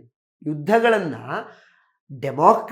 ಡೆಮಾಕ್ರೆಟಿಕ್ ಸಿಸ್ಟಮ್ ಬಂದ ಮೇಲೂ ಕೂಡ ಜಗತ್ತಲ್ಲಿ ಇನ್ನೂ ಯುದ್ಧಗಳನ್ನು ಮಾಡ್ತಾ ಇದ್ದೀವಿ ಅಥವಾ ಯುದ್ಧಗಳು ನಡೀತಾ ಇದ್ದಾವೆ ಅನ್ನೋದು ಅಬ್ಸಲ್ಯೂಟ್ಲಿ ನಾನ್ಸೆನ್ಸ್. ಅವುಗಳನ್ನು ಒಪ್ಕೊಳ್ಳಿಕ್ಕೆ ಆಗೋದಿಲ್ಲ. ಮತ್ತು ಯುದ್ಧಗಳನ್ನು ಹೇಗೆ ಜನರ ಮೇಲೆ ಹೇರಲಾಗಿದೆ ಅನ್ನುವಂಥದ್ದನ್ನು ಅದರ ಬಗ್ಗೆ ಇರುವಂಥ ಒಂದು ಪ್ಯಾರಾಗ್ರಾಫ್ ಇದು. ಬಟ್ ಆ ಪ್ರಶ್ನೆಗಳನ್ನು ಮತ್ತು ಅದರಲ್ಲಿರುವ ಆಯ್ಕೆಗಳನ್ನು ನೋಡ್ತಾ ಹೋದರೆ ಸ್ವಲ್ಪ ಯುದ್ಧಗಳ ಬಗ್ಗೆ ಮತ್ತು ಪ್ರಜಾಪ್ರಭುತ್ವದ ಬಗ್ಗೆ ಇವುಗಳ ಬಗ್ಗೆ ಐಡಿಯಾ ನಮಗೊಂಚೂರು ಇರೋದ್ರಿಂದ ಆನ್ಸರ್ಗಳನ್ನು ಆರಾಮಾಗಿ ಪಿಕ್ ಮಾಡ್ಬೋದು. ನೋಡಿ, according to the passage, in the authoritarian form of ruling. Authoritarian form ಅಂದ್ರೇನು? ಸರ್ವಾಧಿಕಾರ ಅಂತ. ಹಿಟ್ಲರು ಅವ್ರದ್ದೆಲ್ಲ ಇತ್ತು ಅವ್ರದ್ದು, ಅಥವಾ ರಾಜಪ್ರಭುತ್ವ, ಎರಡೂ ಒಂದೇ. ಅದು people were convinced about the inevitability of the war against their opponent by ಅಥವಾ ಥ್ರೂ. ಅಂದರೆ ಸರ್ವಾಧಿಕಾರದ ಆಡಳಿತದ ವ್ಯವಸ್ಥೆಯಲ್ಲಿ ಜನರಿಗೆ ಯುದ್ಧ ಅನಿವಾರ್ಯ, ಇದು ಬೇಕೇ ಬೇಕು ಅನ್ನೋದನ್ನು ಹೇಗೆ ನಂಬಿಸಲಾಗಿತ್ತು ಅಂತ ನೀವು ಕಂಡುಹಿಡಿಬೇಕು. 4 ಆಪ್ಷನ್ ಕೊಟ್ಟಿದ್ದಾನೆ. Coercive strategy of making them compulsory involve in the war, ಅವರನ್ನು ಅದರಲ್ಲಿ ಇನ್ವಾಲ್ವ್ ಮಾಡ್ಕೊಳ್ಳೋದ್ರ ಮುಖಾಂತರ ಅಂತ ಒಂದು ಆಪ್ಷನ್ ಹೇಳುತ್ತೆ. ಚಾಂಟಿಂಗ್ ವಾರ್ ಸ್ಲೋಗನ್ಸ್ ಅಂತ ಹೇಳುತ್ತೆ. The military mechanism of conquering A neighbours territory ಅಂತ ಹೇಳುತ್ತೆ. ಬಟ್ ಜನರಿಗೆ ಹೇಗೆ ನಂಬಿಸಿದ್ರು ಅನ್ನೋದು ಪ್ರಶ್ನೆ. ಹೇಗೆ ಅಂದರೆ convincing people that it is necessary to be involved in war to defend their lives and land. ಯುದ್ಧ ಏಕೆ ಅನಿವಾರ್ಯ ಅಂತ ನಂಬಿಸ್ಬಿಟ್ಟಿದ್ರು ಜನಕ್ಕೆ ಅಂದರೆ, ನಿಮ್ಮ ಭೂಮಿಯನ್ನು ಉಳಿಸ್ಕೊಳ್ಬೇಕು, ನಿಮ್ಮ ಜೀವವನ್ನು ನೀವು ಉಳಿಸ್ಕೊಳ್ಬೇಕು ಅಂದರೆ ಯುದ್ಧ ಈ ಜಗತ್ತಿಗೆ ಅನಿವಾರ್ಯ ಅನ್ನೋ ರೀತಿಯಲ್ಲಿ ನಂಬಿಸಲಾಗಿತ್ತು ಜನರಿಗೆ ಅನ್ನುವಂಥದ್ದು ಈ ಆಪ್ಷನ್ನಿನ ಅರ್ಥ. And this make sense according to the passage. ಇದು ಇಡೀ ಪ್ಯಾಸೇಜ್ನಲ್ಲಿ ಈ ಅರ್ಥವನ್ನೇ ನಾವು ಕಾಣ್ಬೋದು ಅನ್ನುವಂಥದ್ದು. Next question number 37. In the context of the write up, ಈ ಪ್ಯಾಸೇಜ್ನಲ್ಲಿ ದ ವರ್ಡ್ ರ್ಯಾಮಿಫಿಕೇಶನ್. ನೋಡಿ, ಇಲ್ಲಿ ನೀವು ಇಲ್ಲೂ ಹೇಳ್ಬೋದು 3 ಪದಗಳು. ಒಂದು ಸಣ್ಣ ಟೆಕ್ನಿಕ್ ನಾನೇನ ತಿಳ್ಕೊಳ್ಳಿ. ಈ ಸಿನಾನಿಮ್ಸ್ ಮತ್ತು ಆ್ಯಂಟಾನಿಮ್ಸ್ ಕೊಟ್ಟಾಗ 4 ಆಪ್ಷನ್ ಇರ್ತಾವಲ್ವಾ, 4ರಲ್ಲಿ ಒಂದು ಮಾತ್ರ ಒಂದು ಅರ್ಥ ಕೊಟ್ಟು ಇನ್ನು ಉಳಿದವು 3 ಅದರ ಅಪೋಸಿಟ್ ಅರ್ಥ ಕೊಡ್ತಿರ್ತಾವಲ್ಲ, ಅವು 3 ಆನ್ಸರ್ ಆಗಿರೋದಿಲ್ಲ. ಒಂದು ಟೆಕ್ನಿಕ್ ಅಷ್ಟೇ, ಎಲ್ಲ ಸರಿ ಹೀಗೆ ಇರಬೇಕು ಅಂತೇನಿಲ್ಲ. ಅಡ್ವಾಂಟೇಜಸ್, ಪಾಸಿಟಿವ್ ಕಾನ್ಸಿಕ್ವೆನ್ಸಸ್, ಮೆಸೇಜಸ್, ಇವು 3 ಪಾಸಿಟಿವ್, ಅವು ಆನ್ಸರ್ ಆಗಿರೋದಿಲ್ಲ.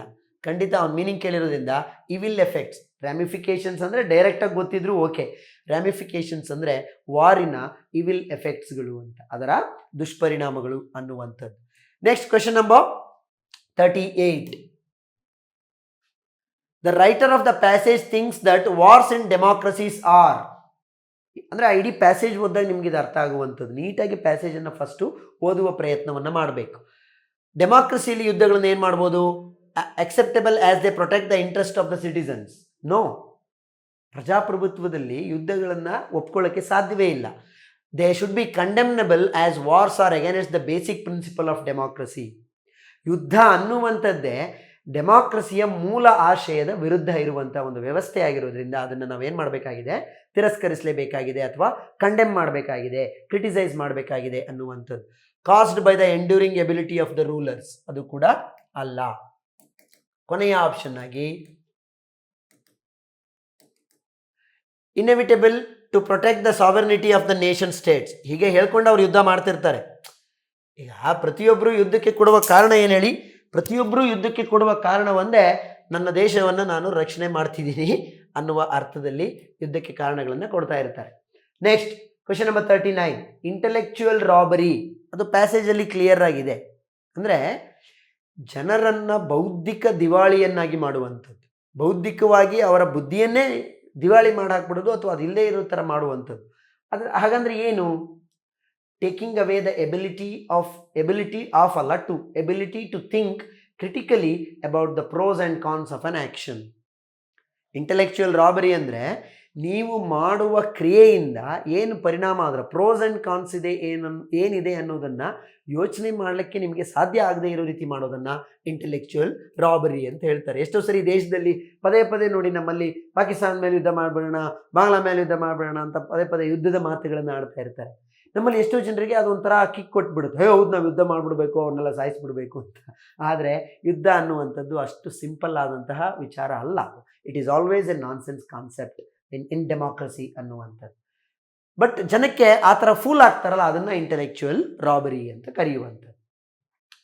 40th question, wars get normalise in democracies by. ಅಂದರೆ ಪ್ರಜಾಪ್ರಭುತ್ವದಲ್ಲಿ ಹಾಗಾದರೆ ಈ ಯುದ್ಧಗಳನ್ನು ಹೇಗೆ ನಾರ್ಮಲೈಸ್, ಅವು ತುಂಬ ಅವಶ್ಯಕ ಅಥವಾ ಅವು ನಾರ್ಮಲೈಸ್ ಮಾಡಿಬಿಟ್ಟಿದ್ದಾರೆ ಅವುಗಳನ್ನು ಹೇಗೆ ಅನ್ನೋದಾದರೆ,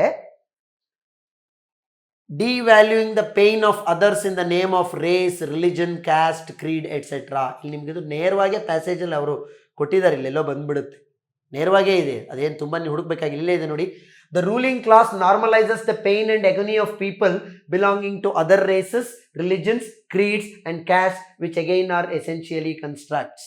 ಡೆಮಾಕ್ರಸಿಯಲ್ಲಿ ಯುದ್ಧವನ್ನು ಹೇಗೆ ಎಸೆನ್ಷಿಯಲ್ ಅಂತ ನಂಬಿಸ್ಬಿಟ್ಟಿದ್ದಾರೆ ಅಂದರೆ, ನಮ್ಮದಲ್ಲದ ಜಾತಿಗೆ ಸೇರಿದ, ಧರ್ಮಕ್ಕೆ ಸೇರಿದ, ಪಂಗಡಕ್ಕೆ ಸೇರಿದ ವ್ಯಕ್ತಿಯ ನೋವುಗಳನ್ನು ನಾವು ಸಂಪೂರ್ಣವಾಗಿ ನೆಗ್ಲೆಕ್ಟ್ ಮಾಡೋದ್ರ ಮುಖಾಂತರ, ಅದು ಸಂಬಂಧವೇ ಇಲ್ಲ ಅನ್ನುವ ರೀತಿಯಲ್ಲಿ ರೂಲರ್ಸ್ ನೆಗ್ಲೆಕ್ಟ್ ಮಾಡಿ ನಮಗೆ ಯುದ್ಧ ಅವಶ್ಯಕತೆ ಇದೆ ಅನ್ನುವ ರೀತಿಯಲ್ಲಿ ಏನು ಮಾಡಿಬಿಡ್ತಾರೆ, ದೇ ಪ್ರಿಟೆಂಡ್ ಅಥವಾ they create such scenario. Over commitment to one's nation, ಇದು ಬಾಯಿ ಮಾತಿಗೆ ಅವನೊಬ್ಬನೇ ರೂಲರ್ ಅಥವಾ ಆಡಳಿತಗಾರ, ಇಡೀ ದೇಶಕ್ಕೆ ಅವನೊಬ್ಬನೇ ಭಾಳ ಕಮಿಟ್ ಆಗಿರೋನು, ಬೇರೆ ಯಾರೋ ಆ ದೇಶದ ಸಿಟಿಸನ್ಸೇ ಅಲ್ಲ ಅನ್ನುವ ರೀತಿಯಲ್ಲಿ ಏನು ಮಾಡೋದು, ಪ್ರೊಜೆಕ್ಟ್ ಮಾಡುವಂಥದ್ದು. The negligence of the military commanders, these are all not fit, ನೇರವಾಗಿ ಇದೇ ಆಪ್ಷನ್ನಲ್ಲಿ ಇದೆ ಅನ್ನುವಂಥದ್ದು. ಸೊ ಇದು ಪ್ಯಾಸೇಜನ್ನು ನೀಟಾಗಿ ಮೊದಲಿನಿಂದ ಓದ್ತಾ ಹೋದರೆ ಅಲ್ಲಲ್ಲೇ ಏನು ಅಂತೇಳಿ ಅದರ ತಿಳಿತಾ ಹೋಗುತ್ತೆ. ತುಂಬ ಕಷ್ಟದ ಪ್ಯಾಸೇಜ್ ಏನಿದು ಆಗಿರಲಿಲ್ಲ ಅನ್ನುವಂಥದ್ದು. ಮತ್ತು ಕೆಲವನ್ನ ಆ ಇರುವ ಕ್ವೆಶನ್ನ ಆಧಾರದ ಮೇಲೆ ಯುದ್ಧ ಮತ್ತು ಡೆಮಾಕ್ರಸಿಯ ಬಗ್ಗೆ ಇರುವ ನಮಗಿರುವ ಒಂದು ಒಂದು ಒಂದು ಸಾಮಾನ್ಯ ಅಭಿಪ್ರಾಯದ ಆಧಾರದಲ್ಲೂ ಕೂಡ ಕೆಲವು ಆನ್ಸರ್ಗಳನ್ನು ಸರಿಯಾಗಿ ಇಲ್ಲಿ ನಾವು ಪಿಕ್ ಮಾಡ್ಬೋದು ಅನ್ನುವಂಥದ್ದು.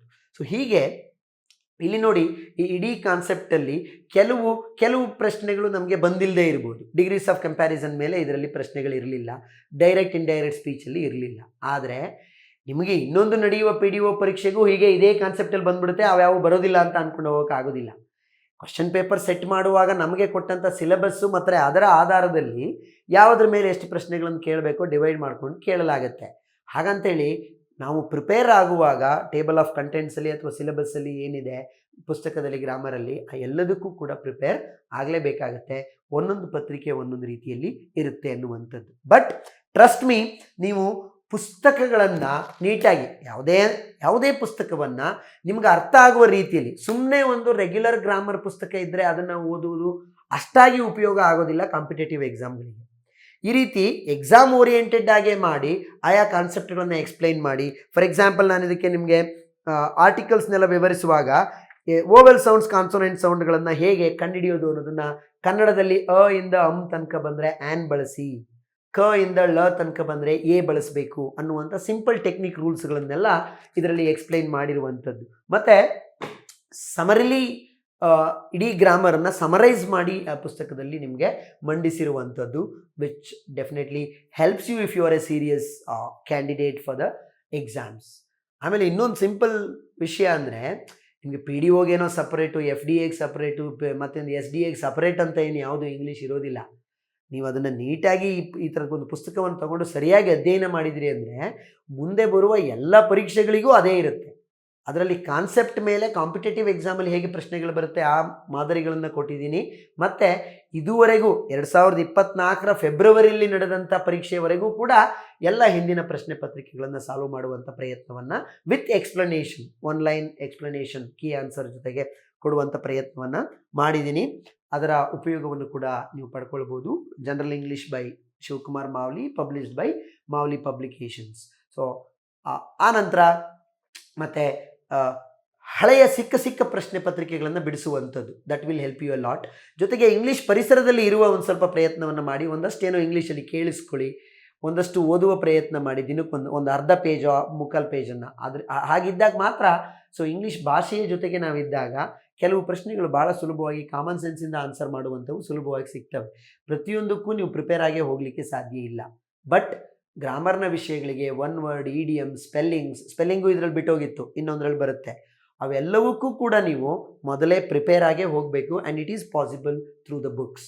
So please do that. I wish you all the best for the upcoming exam which is due on December 7th and 8th PDO ಏನು ಸ್ಟೇಟ್ ವೈಡ್ ನಡೀತಾ ಇದೆ. ಆ ಪರೀಕ್ಷೆಗೆ ನಿಮಗೆಲ್ಲರಿಗೂ ಶುಭವಾಗಲಿ ಅಂತ ಹಾರೈಸ್ತೀನಿ. You come out with flying colours. Flying colours ಅನ್ನೋದು ಕೂಡ ಒಂದು ಇಡಿಯಮ್. ಎಕ್ಸಾಮಲ್ಲಿ ವಿಜಯಶಾಲಿಯಾಗಿ ಬನ್ನಿ, ಒಳ್ಳೆಯ ಅಂಕಗಳನ್ನು ಗಳಿಸಿ ಪಾಸ್ ಆಗಿ ಅನ್ನುವಂಥದ್ದನ್ನು ಫ್ಲೈಯಿಂಗ್ ಕಲರ್ಸ್ ಅನ್ನುವ ಅರ್ಥದಲ್ಲಿ ಹೇಳ್ತಾರೆ. Thank you very much. ಈ ವಿಡಿಯೋ ನಿಮಗೆ ಉಪಯೋಗ ಆಗಿದೆ ಅಂತ ಭಾವಿಸ್ತೀನಿ. ಮುಂದಿನ ಪರೀಕ್ಷೆಗಳಾದಾಗ, ಯಾವುದೇ ಪರೀಕ್ಷೆ ಆದಾಗ ಇದೇ ರೀತಿಯ ಮತ್ತಷ್ಟು ವಿಶ್ಲೇಷಣೆಯೊಂದಿಗೆ ನಿಮ್ಮನ್ನು ಮತ್ತೊಂದು ವಿಡಿಯೋದೊಂದಿಗೆ ನಿಮ್ಮನ್ನು ಖಂಡಿತ ಭೇಟಿ ಮಾಡ್ತೀನಿ. Till then, thank you. Have good time. Have fun in life. At the same time, learn in life. Thank you.